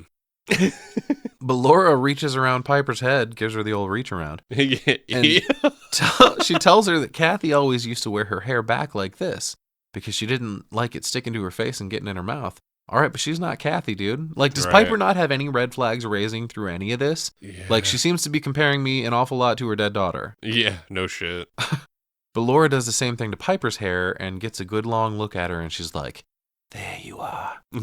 There you are. She asks Piper if she likes living with her, and she's like, yeah, you're really nice. She's like, you think you like it enough that when Andy turns 18, you maybe want to stay? Oh, boy. She let it slip. Yeah, that's a little far. Piper declines. Yeah, she's like, stay here when Andy goes? We'll visit on the weekend, though. Yeah. She's like, but we were really looking forward to getting our own place. And Laura starts crying, but softly says, okay. That's what you think, you little shit. Look what you did, you little jerk. Right. But just then, there's a creaking sound of a door opening, and a shadow walks by them. The room they're in is pretty dark, and you wonder where they're at, but Piper asks who it is, and Laura just tells her it's Ollie. There's another crash behind them, and Laura says, not just yet, my darling. And that's when we realize, oh shit, they're standing in the shed. Right. Fucking, first of all, what new horrors await in here? Right. But she's like, I want to show you something else, right this way. And she pushes Piper's hand down into a now open freezer. Yeah. That was the second sound we heard. Is that Kathy? The door on that fucking freezer opens.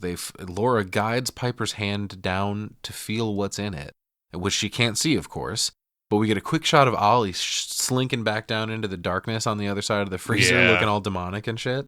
And Piper starts to kind of realize what it feels like, and then the camera reveals it's fucking Kathy's body inside the freezer. What the fuck? Yeah, dude, gross. Laura's like, it's just meat. I mean, all right, I suppose that's kind of true, but if it was just a freezer full of meat, then why wouldn't Piper be like, okay, then why did you want to show me that? Who cares? Right. Here, I just want to show you. Show you my fucking meat locker? What the fuck? Why? Yeah. Come here, baby. I'm going to show you my meat. Well, we cut to Laura inside taking a bath herself now. She's not bathing anybody else. She's just taking a bath. And she sinks down into the water, hopefully to drown herself. But there's a really cool transition shot. As she sinks down, rain starts to pound on top of the bath water, and then it changes into the pool. Right. And then we join Andy in the car with Laura's muffled voice talking to him. She's like, this is unbelievable. You had a psychotic break and they just let you go? Pipe was worried too. It's honestly dangerous.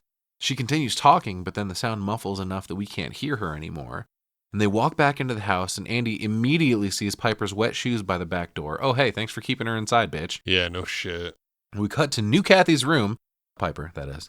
And Andy covers Piper up in bed with her blanket, and we hear the beaded curtain tinkle as Laura says, what are you doing in here, Andy? Bit creepy, isn't it? Yeah, no shit. What the fuck, man? He just got back from the hospital, and he wanted to check on his sister. It's not creepy at all. He's had to sort of assume a fatherly role to her as well. So it's perfectly natural to want to kind of watch over her. I've had many nights over the years where, I don't know, you just take in the energy of your kid as a parent. You know what I mean? Like, maybe I'm not putting it very well here, but it's definitely a thing for a loving parent, or in this case, a step-sibling, to just lovingly watch over your loved one, right? Yeah, I mean, he hasn't seen her in how long. He's coming in to check on her, and she's just trying to continually drive that separation between them, you know? Yeah, fuck you, Laura. You're creepy. Stop making him feel like a piece of shit for being a good dude. So naturally, Andy's all pissed off and goes right back to lifting his weights and seeing images of both his memories of his dead dad showing favoritism toward Piper, as well as Laura doing it in the present, like history is repeating itself sort of a thing. Mm-hmm. And Andy kind of fucks up here and loses his grip on his dumbbell as he's pumping on the bench, and it kind of falls on him. Right. He tries to guzzle some of his pre-workout drink, and it fucking chokes him a little bit. I think that's a little bit of foreshadowing for later, what ends up happening to Andy. Spoilers. Oh, okay. But we cut to Laura rubbing circles around the top of Ollie's head while watching that creepy fucking tape again. Right. Kind of keeping him under wraps or whatever. Yeah. It's weird, man. That circle comes back later, too. Yeah, in a big way. We see a lady get lifted into the air on the noose, and then there's text on the tape saying, "Mimic the death, consume the old body, enough to hold the soul," the lady says in English. And then the images on this fucking tape are horrific, first off. The people are clearly fucked up, like bloodshot eyes, sores all over, veins popping out. Mm-hmm. We get a close-up of a lady going to town eating this fucking body. I also love the step-by-step instructions on the tape. Purge soul into new body, step 7. Yeah, right. And another woman puts her mouth onto the mouth of a dead body, apparently, and spews a bunch of fucking blood into it. And then after a beat, the body on the ground gasps and comes to life. This is incantation for dummies. Someone named Brendan apparently starts crying and hugging the new body with the old soul, apparently a reunited loved one. This shit's wild, dude. Yeah, dude. But cool. it's fucking super cool. I love these movies, dude. Back in her room, Laura sprays herself with Andy's body spray. You know, Laura, being the fantastic foster mom that she is, decided that she needed to mask her scent as Andy, go down into Piper's room while she's sleeping, and punch her in the fucking face. Dude, what the fuck? She hauls off and mollywops this bitch. Holy shit. She, like, hammer punches down. Like, she gets a fucking, like, running start. Like, she jumps up a little bit so that she can bring all of her fucking force down onto Piper's fucking forehead and eye and cheekbone. It's like when... What the fuck? When Andre the Giant would, like, grab the opponent's head and then throw that giant fist over the top like this. Yeah. Oh. Hammer fist. Yeah, dude, what the fuck? But... Extremely rude. Oh, rude doesn't even come close to describing it. Are you fucking kidding me? Pretty fucking funny, though. But... She punches her and runs out of the room, leaving only the scent of Andy behind. Right. The fuck, man. See, that's fucked. This is a vicious fucking hit. Like, I don't know how they did this. Like, how they subbed in the fake body for the real one, because she sits up immediately crying. Right. It's fucking great stuff, man. The curtain tinkles again as Laura exits. Do you think they just didn't say anything to her? It's just like, all right, we're just going to get her one good one, so make it count. Stop it. No, this is not fucking Kubrickian filming here. No, they're not punching Sora Wong in the face. But Laura runs back to her bathroom and sits on her tub listening to Piper crying, and Andy walks into the living room area the next day. Yeah, time to face the music, bud. Yeah. Where Laura and Piper already are. Piper's back is facing Andy, importantly, and Laura says, "Well, here he is. Anything you want to say, Andy?" Yeah. No. Anything you want to say, Andy? No, she's got, like, you got the tone right on. She's being a fucking asshole. She is so fucking manipulating. Dude. She tells Piper to turn around and show him the ridiculous shiner on her face, huge black eye. And he's like, "Oh my God, Piper, what happened?" She's like, "Someone hit me." And he looks up and he's like, "What the fuck, Laura? You hit her?" You're right. And she's like, "Don't be ridiculous." And he's like, "Okay, so Ollie hit her?" Right. She's like, "No, dude, I put her to bed and then you went into her room, didn't you?" She smelled you. Yeah. She's like, "You can't even remember with your concussed ass." Yeah, right. But Andy leans in and says, "Piper, who did this?" And she says she doesn't know, but I smelled you. Mm-hmm. And Laura insists Andy is abusive just like his dad. She's like, "He hit you, so you hit her." Right. Dude, What that's the fuck? fuck. Yeah. You've been seeing your dead dad. Who knows what you did with Junkman? It turns out that, like, yeah, that is what happened back in the day, but he was fucking 8, dude. He was Right. 8 years old. Laura is a bad woman. Piper's like, "Wait a minute, what do you mean?" And she confirms, yeah, he abused Andy. That's why he didn't save him. So when he was standing there at the beginning, just quiet as dead dad was laying there, and Piper was screaming for help, that's why I was saying earlier, I wonder, was it a choice that he didn't do anything to help his dad Like because he he was could've like, you know what, resuscitated? I'm done with this shit, just die already. Mm. Or, I mean, was it that he was just frozen from the shock Yeah. or whatever? Could he we have don't know. helped, or was it on purpose? Right, exactly. That'll always, forever be unknown here. Right.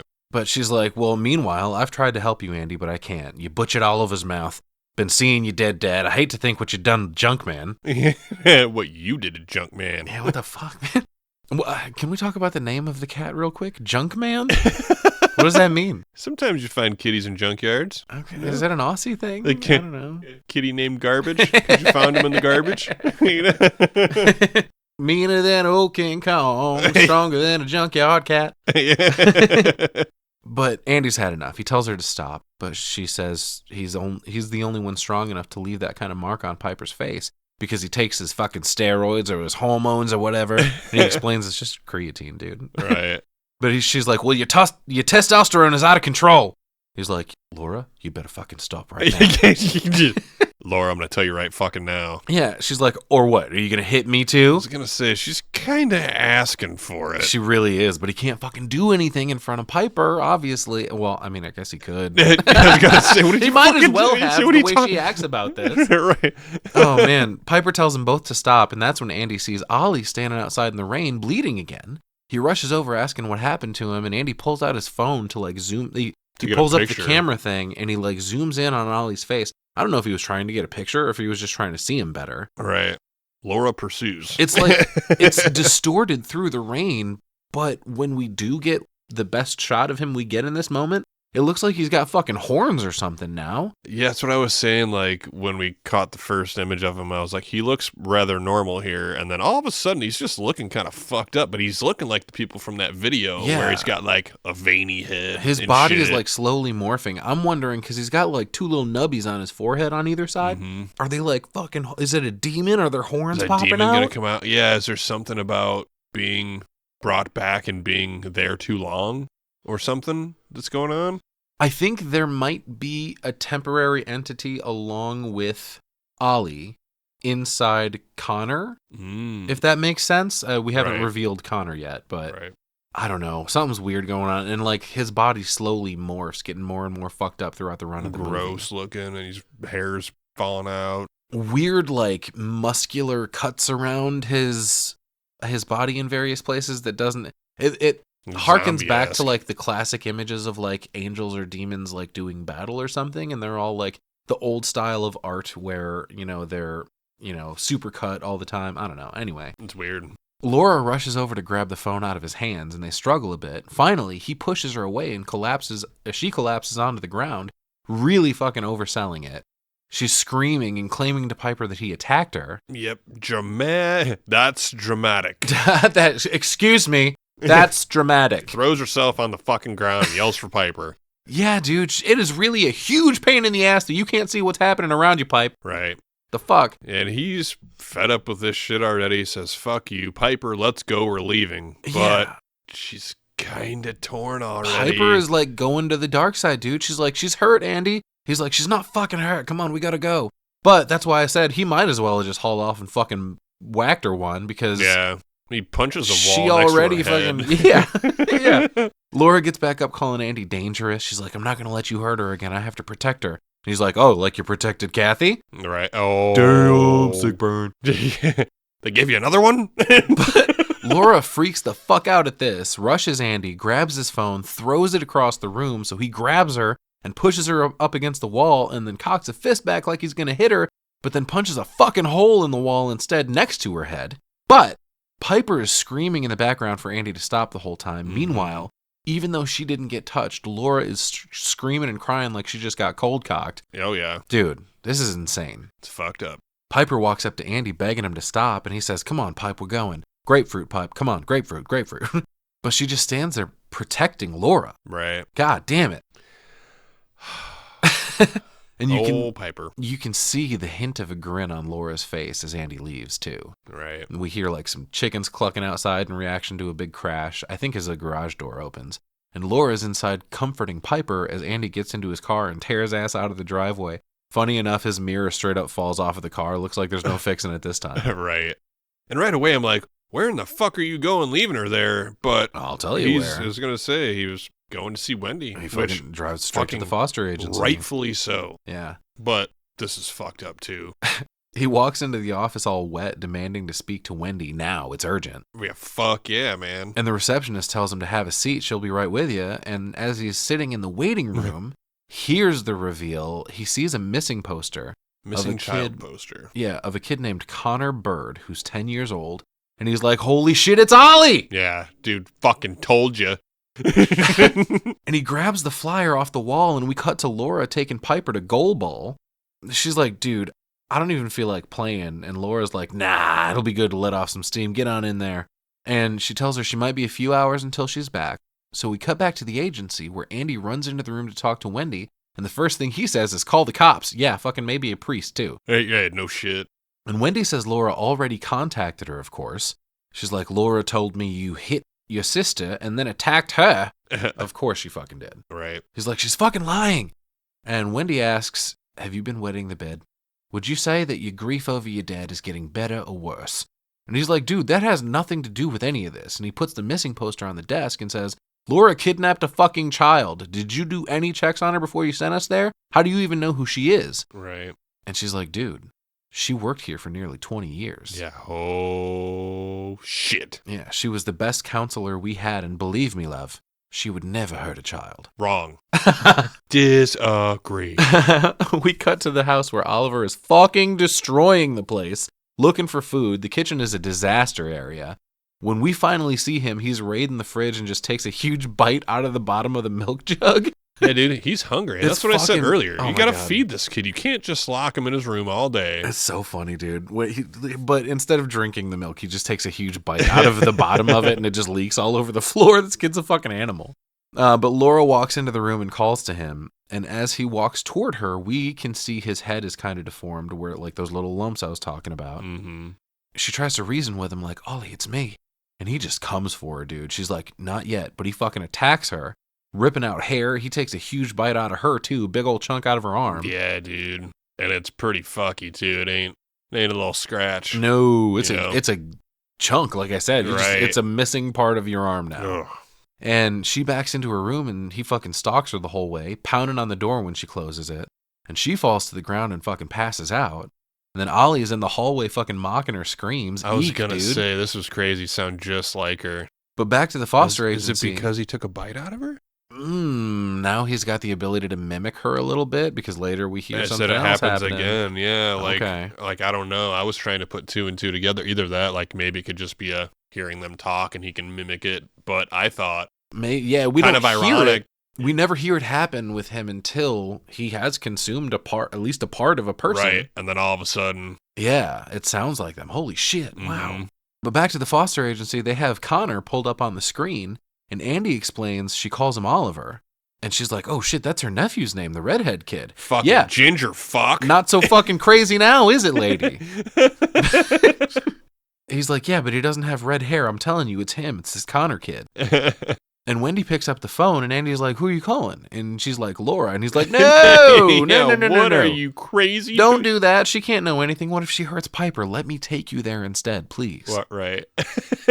So she hangs up the phone, and we cut back to Ollie at the house trying to eat the fucking kitchen table. Yeah, Laura's still a bit incapacitated here. A little sleepy. And Ollie is, I told you he's hungry, and the fridge is empty, so he takes a nice little snack. He's not even enjoying any of this food. He just wants some fucking people meat. This is splintered wood, teeth breaking and chipping. Yeah, man. He takes a huge bite out of this table and chews on it a bit. Goes in for another, and there's a great close-up on his fucked up, bloody mouth. Man, these guys are so great at capturing this shit. And then Splinters sticking into his face as he chows down and shit. Right. Obviously, this is a tad bit dry. So he decides to eat a little bit of himself, you know? Dude. So real quick, we get a quick shot of Laura coming to in her room, and she reaches up to grab a cloth to like wrap her arm up with. But back in the kitchen, Ollie's tired of eating wood. Guess he wants some meat, but none around, aside from his own body, that is. Dude, it's so good. It's so gross. Oh my God. He bites a chunk out of his own wrist, and he pulls it back like ripping on it like a fucking piece of beef jerky. Right. And he rips up a huge shred of his skin from his arm. Holy hell. Yeah, how'd that make you feel, Dusty? That's child self-cannibalism. Jesus. It's so fucking crazy. He goes back in for some more. Blood just fucking pouring from his arm now. Tendons and muscles are exposed and shit. Oh, God, I love it. You should feel nice and warm inside. a little He's not going to be warm inside for long if he keeps on fucking bleeding out like this.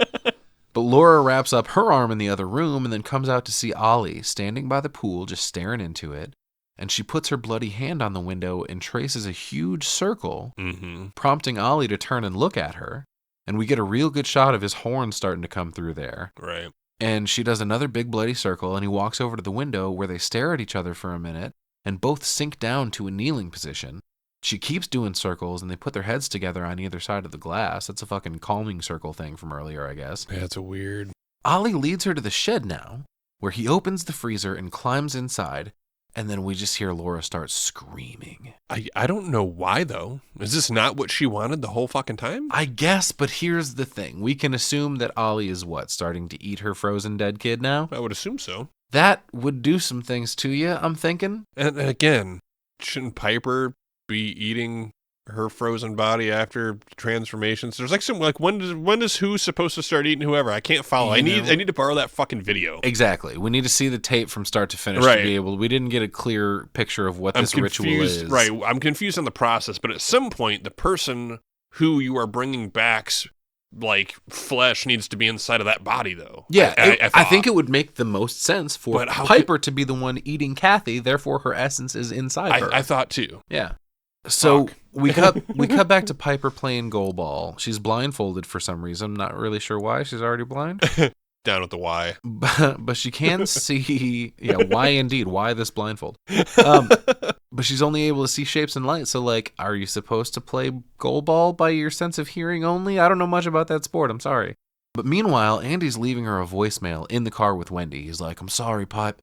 I know you think Dad was great, but he hurt me bad. But only when you were asleep or when you weren't home, so you couldn't see how much he hated me.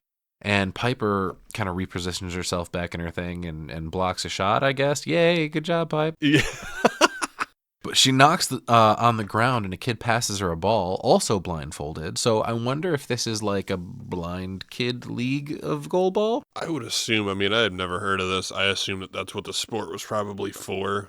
You know what I mean? Like it's created because everybody's... Should have looked up something about this before. Yeah, because it seems like they're all on the ground too, so it's probably not just blind people. I would imagine it's people with different... Maybe, yeah. You know.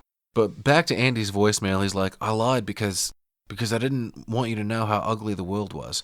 And when I was 8, I hit you. And Wendy shoots him a look right here. He's like, and I'll regret it more than anything, Pipe. I'd never do it again. I just need you to understand that bruise on your face right now, that wasn't me. And we get a bunch of shots of the house in disarray, fucking blood and food and bullshit everywhere. As Andy and Wendy are on their way to it, huge bloody chunk taken out of the table. And he finishes his voicemail. It was like, it was her. She's bad, Pipe. She's hateful, and just like Dad, she's never going to let you see it. I didn't tell you then, Pipe, but I'm telling you now. She kidnapped Oliver, and you're in danger. You're probably not fucking listening to this, but I love you, Pipe. Grapefruit. Correct. Piper is not listening to this. Yeah, that's Laura the fucking is. thing. Unfortunately, Piper will not hear this because she doesn't have her phone. Laura has it, of course. And at the end of the voicemail, we hear Wendy saying, don't worry, we're going to get this all sorted out. And then I'm not sure, it seemed to me like Laura would probably have deleted the voicemail right here. Nope. I don't think she does. She just hangs up on it after listening, but... We get a really quick flash of a cleaning montage. Dude. Super fast. Well, importantly, Laura now knows they're on their way. She heard Wendy's voice at the end of it, so she knows what's going on. So some music kicks in, and Laura gets her ass in gear, trying to clean this house up before they get here fucking... Flight of the Bumblebee flying around this house. Crazy fast. Fucking mad rush to reorganize and clean all this insanity up. I am fucking super impressed that she was able. All this fucking blood and food and broken glass and how in the fuck do you cover all this up in time? Right. But it's also cut in with scenes of Piper kicking ass at goalball, getting pumped up and yelling things like, "How's my ball taste?" Taste my goal balls. But Wendy and Andy pull up outside, and she tells him to wait in the car, and he's like, why? And she's like, you are this close to getting a restraining order. Well, shit. And we hear screaming as Laura flushes all of Andy's creatine down the sink for some reason. And then Wendy starts knocking on the door. I thought maybe Laura had the tape on again. I'm not really sure where the screaming was coming from. Laura has her hair in a towel and lets Wendy in. She's like, oh, he's brought you, has he? She's like, yeah, he's been saying stuff. I gotta check it out. She's like, yeah, I know. In the car, the windows are fogging up, so Andy wipes some of it away to look outside, and he sees a chicken wandering around, and also notices the rain has apparently washed away some of the white paint, and it's fucking been raining cats and dogs for days. Noah's Ark shit going on around here. So yeah, I think that is a distinct possibility. But he gets out of the car, letting the missing poster for Connor fly out of it. And then he jumps the gate to the backyard, sneaking past the house where he sees Wendy and Laura talking, kind of waits for him to walk away before heading to the shed. Yeah, she's getting the quick tour inside, Yeah. Laura's like, excuse the mess. And Wendy goes to check out Laura's bathroom, but Laura stops her. She's like, there's no one in there, Wendy. I just had a shower. The kids' rooms are this way. Right. And she leads her to Piper's room while outside Andy finds the shed locked again. And he walks over to the big, heavy bird bath to fucking break into it.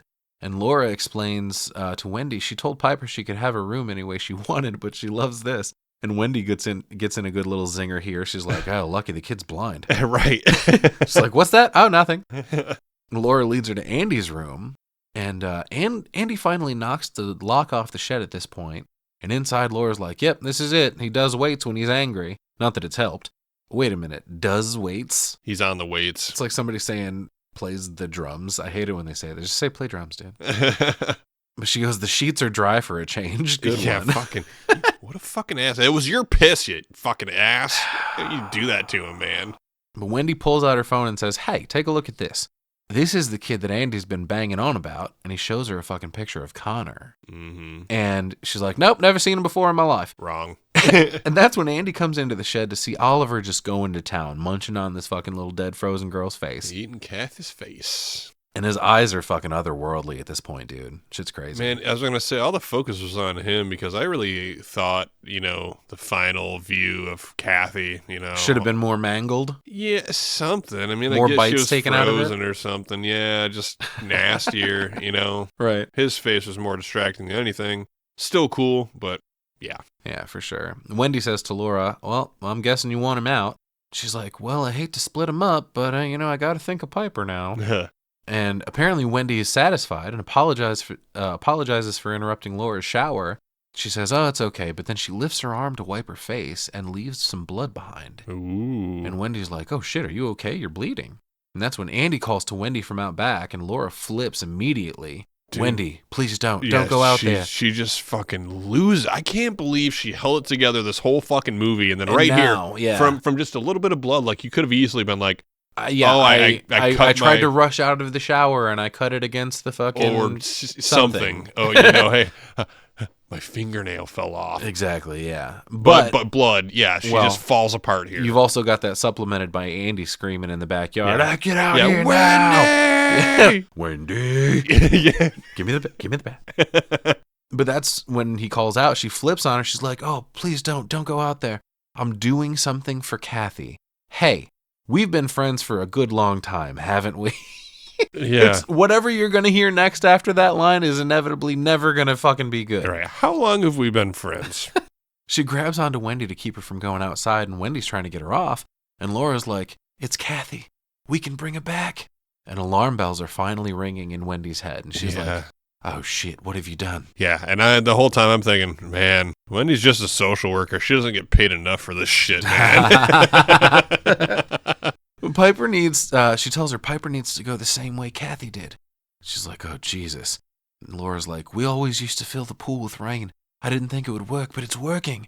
And Laura's like hysterically laughing and shit now. Right. Like, thank God Wendy's here to finally see her cracking up, But Laura's just screaming, it's working. And Wendy's screaming, let me fucking go. And she's saying, he's going to bring her back. Please, I don't have anyone. And Wendy finally gets herself free, and Laura falls to the floor as Andy comes in. You need to come outside now. Yeah, I like this. So, obviously, some shit's going down, but Wendy and Andy don't just run to the car and fucking leave. No, they have to go check out the shed first. See that Wendy, crazy shit you got to going come on. see this too. Like, you already know that something's going on, though. You should have took off, because what happens next may not have happened had they went directly to the car and That's left. true, but I don't think it was enough yet. You don't Wendy still had to see what was happening. She needed some she hadn't actually seen anything yet. That's why Andy was calling to her, hey, you need to come out and see this right now so you can see what I'm fucking talking about. I gotcha. Remember how she said Oliver wasn't here? Well, here he fucking is. I was going to say, she's already acting crazy, but she hasn't actually seen anything yet. Exactly. Exactly. So I think it was important that, yes, she does get let out to the shed. She sees fucking Connor Oliver right eating fucking Kathy's face. Right. And she sees that crazy shit, and they both start hauling ass back to the car. And As they're running to the car, Andy sees at the last second Laura's car rapidly approaching, and she fucking rams the fuck out of... Andy does get clipped by the car, but it's not as bad.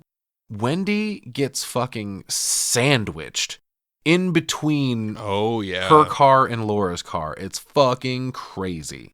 Amazing shot. You see the body fall from the front of the car just as it makes contact, and I'm guessing that by the time it fell just enough, that face just got fucking smushed. Yeah. Oh my God. It was funny. Right before this happened, I said, why hasn't anybody been murdered yet? Pow! I mean, for not having anyone actually murdered, yeah, I mean, we can assume some murder has taken place. Right. But, yeah, we didn't actually see anything happening until now, but we've still seen plenty of glory. Yeah, oh, brutal is not even the fucking word, dude. Right. Such a hard hit. She slams up onto the roof, comes back down, gets sandwiched in between the cars. And then Laura kind of just sits there for a second processing what she did. And I guess, Andy did get hit with the car too, but not the way poor Wendy did. Jesus Christ. Yeah, Wendy is definitely dead. Andy's kind of breathing here, laying in a puddle. For the moment, yeah. Yeah, not breathing well, though. He's bleeding pretty bad, laying on his stomach with his head turned to the side, next to a huge puddle, gasping for air. And Laura goes to check and make sure Wendy's dead. And then she walks over to Andy and turns his face down into the puddle, fucking drowning him too. God Brutal. Damn, this lady's a menace. Brutal as fuck, man. Yeah, the scene, I'm not going to say the scene's long by any means, but they hold out while she's holding his head in the puddle, and then we get a really cool shot of her in the mirror walking away to the car mirror. Right, yeah. Speaking of cool shots, we get another quick one of the pool again from under the surface of the water. We see that the rain has actually gone over the white line Laura marked it with earlier. And then she gets back to Goalball to pick up Piper, walking fast, out of breath. Piper immediately senses something's wrong. And Piper's like, did I leave my phone at home? Yep, sure did. Yeah. And they get stopped by the coach on the way out, wanting to ask about Piper's eye, and Laura wheels around on her saying, not now! Fucking yells at her. I'm kind of in the middle of a seance. I gotta get fucking home. Oh, this is a fucking long con seance here. We'll talk about it later. But they get into the car, and Piper asks if she's heard from Andy, and Laura isn't answering, just trying to get her into the car, which, fortunately for Laura, Piper cannot see the damage to. Right. Fucking splintered windshield and all. Lucky. And they get back to the house, and Piper hears a phone ringing. She's like, whose phone is that? Laura thinks quick on her feet. She's like, oh, it's mine. I changed the ringtone. And then Piper's like, oh, can you call my phone so I can find it? Yep, just a minute. And then just then, she hears Andy's voice calling out, Piper. Yeah. But it's not Andy. It's fucking Oliver using Andy's voice. Holy hell. Yeah, what the fuck, dude? Andy's dead. Piper also can't see all the blood she's standing in all over the floor. I'm sure of fucking Laura dragging Andy back in. Right.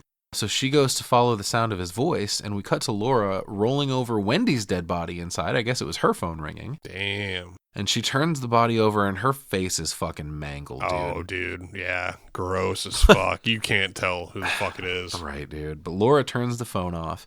Piper follows Andy's voice into, I think, Laura's room. And she's like, why are you in here, Andy? And she feels Oliver's head, realizing that it's definitely not him. Rubbing on Oliver's gross-ass head who just keeps saying her name over and over. That's what I said. Is his body going bad, dude? Yeah. And Laura... I don't know what else. It's got to be something like that for sure, yeah. Laura comes in and says, hey, what's the deal? I heard, and Piper says, I heard Andy. And she's like, oh, no, he's down here. He came to apologize. And she asks, well, who's standing in the room then? And she says, it's Ollie. Piper's like, but I heard... And she's like, whatever, he'll be fine. Come this way. Laura leads Piper back downstairs, and Piper starts putting things together. And she's like, hey, what color is Ollie's hair? She's like, red, thick and curly. Why? Well, she just fucking felt her hand. Or she just felt his head. Didn't have no fucking hair. Yeah. Oh, no reason. Just curious. I forgot. Yeah. But she leads Piper to the back door, but Piper finally freaks out and runs away after hearing some glass shattering. She runs to the bathroom and locks herself in and hears a phone vibrating, which leads her to discover Andy's body bloody on the floor as Laura bangs on the door outside and yells for her to be let in. And Piper's just on the ground trying to get her fucking dead brother to come to. And she's like, come on, Andy, grapefruit. Yeah. Grapefruit, Andy. Damn. No dice, dude. He's gone. And she quietly whispers, like, oh my God, I'm so sorry, Andy. Then Laura grabs her keys and unlocks the bathroom door. And she's like, what's wrong, love? She's like, what happened to Andy? She's like, oh, he had an accident.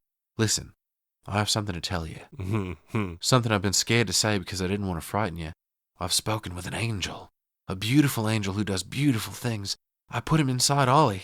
And now, he's going to put Kathy inside you. Because you're just like her. Just as incredible. Just as perfect. And Piper's like, what are you going to do to me? And she's like, oh, I'm going to drown you in the pool, love. yeah, I'm going to drown you in the pool now, love. Drown you in the poo. Piper picks up something off the bathroom counter and hurls it right at Laura's face. And she runs, but it doesn't do much because Laura catches her immediately. They struggle for a minute, and Piper gets free, but runs right into a fucking door because she can't see. Yeah.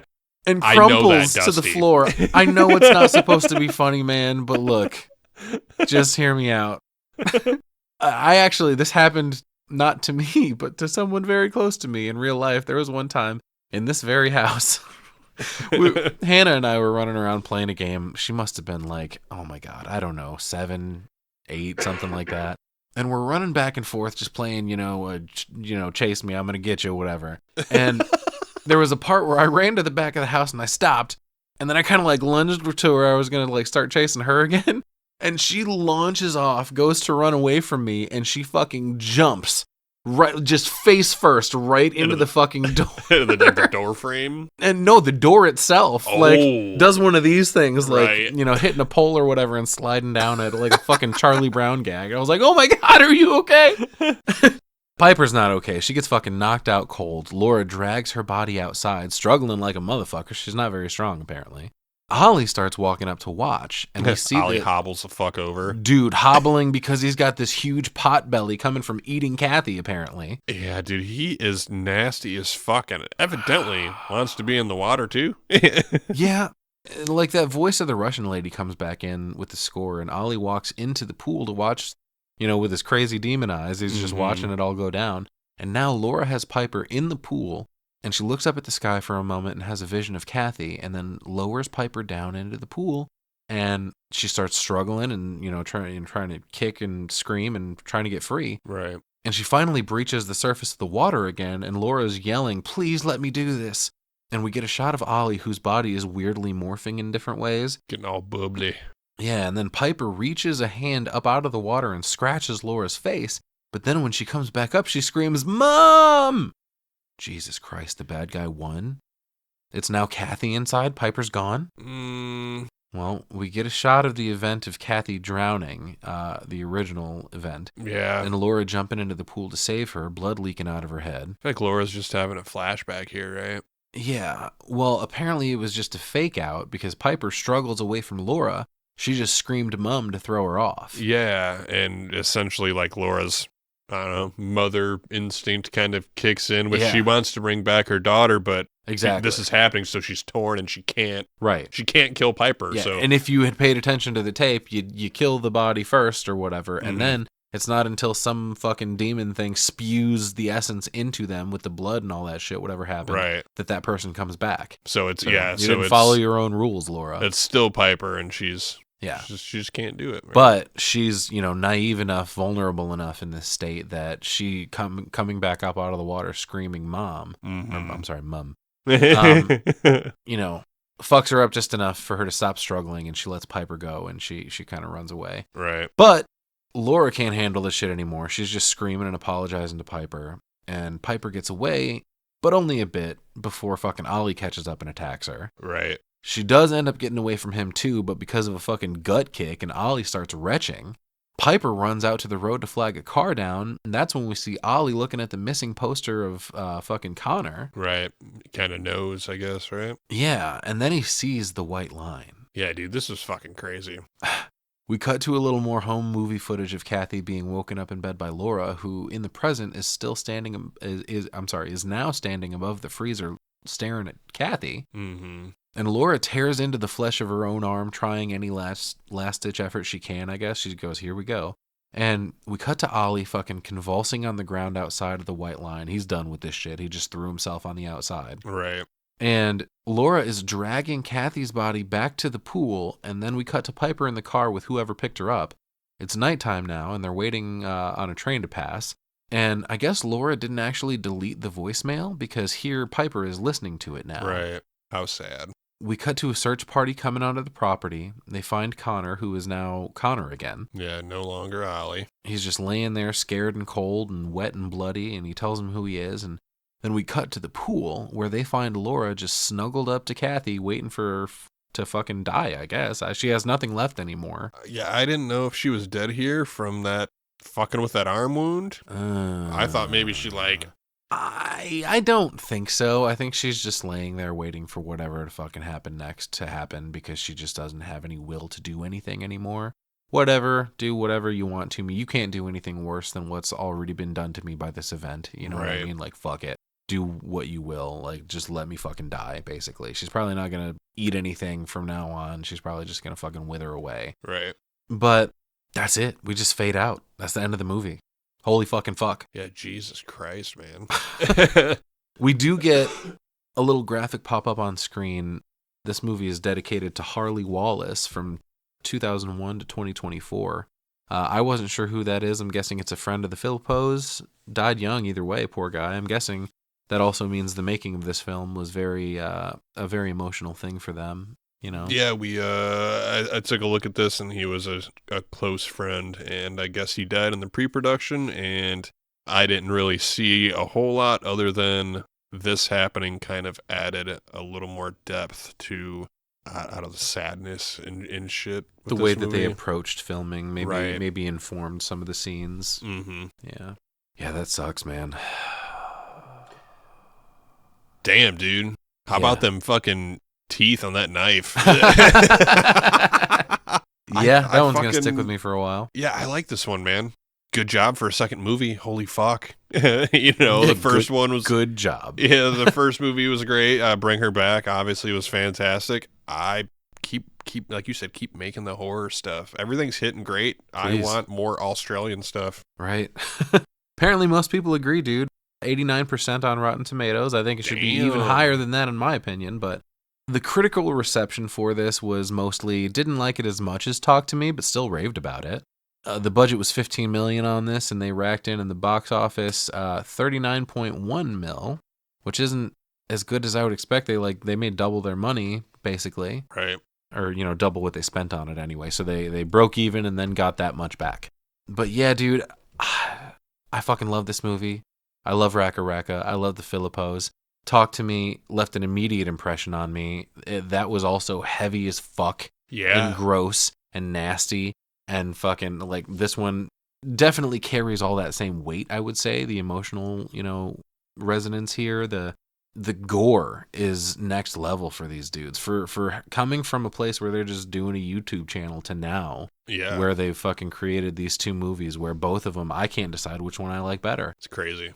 It's really crazy. The casting was incredible. Every single person on this, from Piper to Laura to Andy, I just can't say enough about, how well they portray their roles and, the emotional depth that they have as actors. Which I think, did we mention Piper? Sora Wong mentioned she didn't have any experience before this, which is pretty impressive, I think. That's fucking crazy, too. Yeah, the cinematography is incredible in these movies. There's a lot of fucking artsy shots thrown in here and there. I really love a lot of what they choose to do with the score, bringing it in and, not just music, but like sound effects and just sound design in general. Like when they bring the shower. Tension and shit. Yeah, the sound of the shower over a different part of the score where there's not a shower happening. It just wants us to remind us. Just little echoes of what's haunting Andy. You know what I mean? Like genius fucking shit. A lot of it's stuff you don't really notice because you pointed out stuff that I didn't know, but going back and listening now, but that's why some of those scenes felt so tense. Yeah. Because there was little shit there that you might not have, I didn't notice the shower running, but I noticed that this feels extra fucking tense. Oh yeah, it's amazing how much something like score, sound design, something like the framing of a shot can do to you. Mm-hmm. Like there are different ways you can dramatically frame a shot to make it all the more heavy and epic and grand, I haven't mentioned anything about revisiting this. I think I might have heard some rumors about a Talk to Me. Oh, yeah, I think I did too. But nothing confirmed yet as far as I know. But I really hope that they fucking pump out something again soon and not Street Fighter, preferably, please.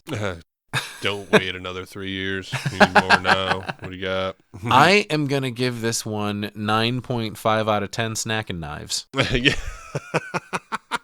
I like swimming in their pool. I think, is where I would go if I was friends with these people. You think so? Yeah, this weird diamond pool. I don't know if I would ever touch that pool, to be honest with you, knowing what's happening in it. I think I would venture into the deep end if they would make another movie like this. So I absolutely would, yeah, 1,000%. I would recommend the shit out of this movie. I would definitely recommend Talk to Me. I would recommend this. Highest of praise for both movies, in my professional opinion. Definitely seek it out. You can catch it streaming right now. You can. I don't know if this one is on disc yet. Quite. I'm sure it is. Everything's rushing to disc. There's probably a fucking steelbook out already. But currently on Gonna need to look at HBO that Max, because I want to add it to my collection. I fucking think you should too. At the very least, if you're not squeamish, because these movies are definitely they will hit a nerve. I'm telling you. Catch you off guard too. Oh yeah, big time. You don't see some of this shit coming. Right. Maybe if you're squeamish, you should steer clear. Maybe if you are particularly, trigger warnings to anybody that has any issue with grief or losing a loved one, maybe losing a child or something. So there's a lot which should never happen to anyone, man. That fucking sucks. A lot of focus on the kid stuff here too, you know, which is a little more sensitive for a lot of people too. So I'm guessing that's all on purpose, For sure. I mean, I have a daughter. It rang a little deeper for me, but at the same time, I appreciate the artistry of these fucking movies, and I would definitely fucking recommend you go check this out. Add it to your collection if you're a horror fan. And if not, at least just go see it and appreciate it and help these guys continue to be successful because we want to see more of what they have to offer. Fuck yeah. I think that's going to wrap it up for us. Thank you once again for joining us on this journey. Season 3 of the Cinebytes is underway. We got some exciting stuff happening. I believe our next movie we're covering for Thanksgiving is going to be Domenu. Domenu. Yes, great movie from a few years ago as well. Did you say yes, Chef? Yeah. We've also got some interviews coming down the pipe, so stay tuned, everybody. Thanks again for listening. We had a good time. We hope you did too. And we're going to catch you on the flip side. Remember, dreams are fleeting. Only nightmares last forever. Follow your nightmares. Oh, yeah.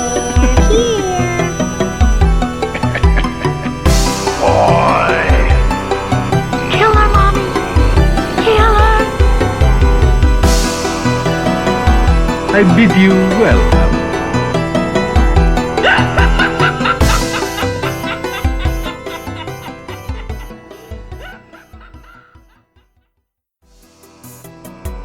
Thanks for listening to the Cinebytes podcast. If you like what you heard, follow us on our socials at Cinebytes Pod on Facebook, Instagram, TikTok, and X. Don't forget to like, subscribe, rate, and review. It really goes a long way in helping us reach more listeners. You can stream the Cinebytes on Spotify, Apple Podcasts, Amazon Music, iHeartRadio, and many more popular streaming platforms and YouTube. Questions or comments? Suggestions for future episodes? Contact us at cinebytespod@gmail.com. If you'd like to support the show and help us make it a better product for you, subscribe at cinebytespod.buzzsprout.com. Until next time, keep following those nightmares.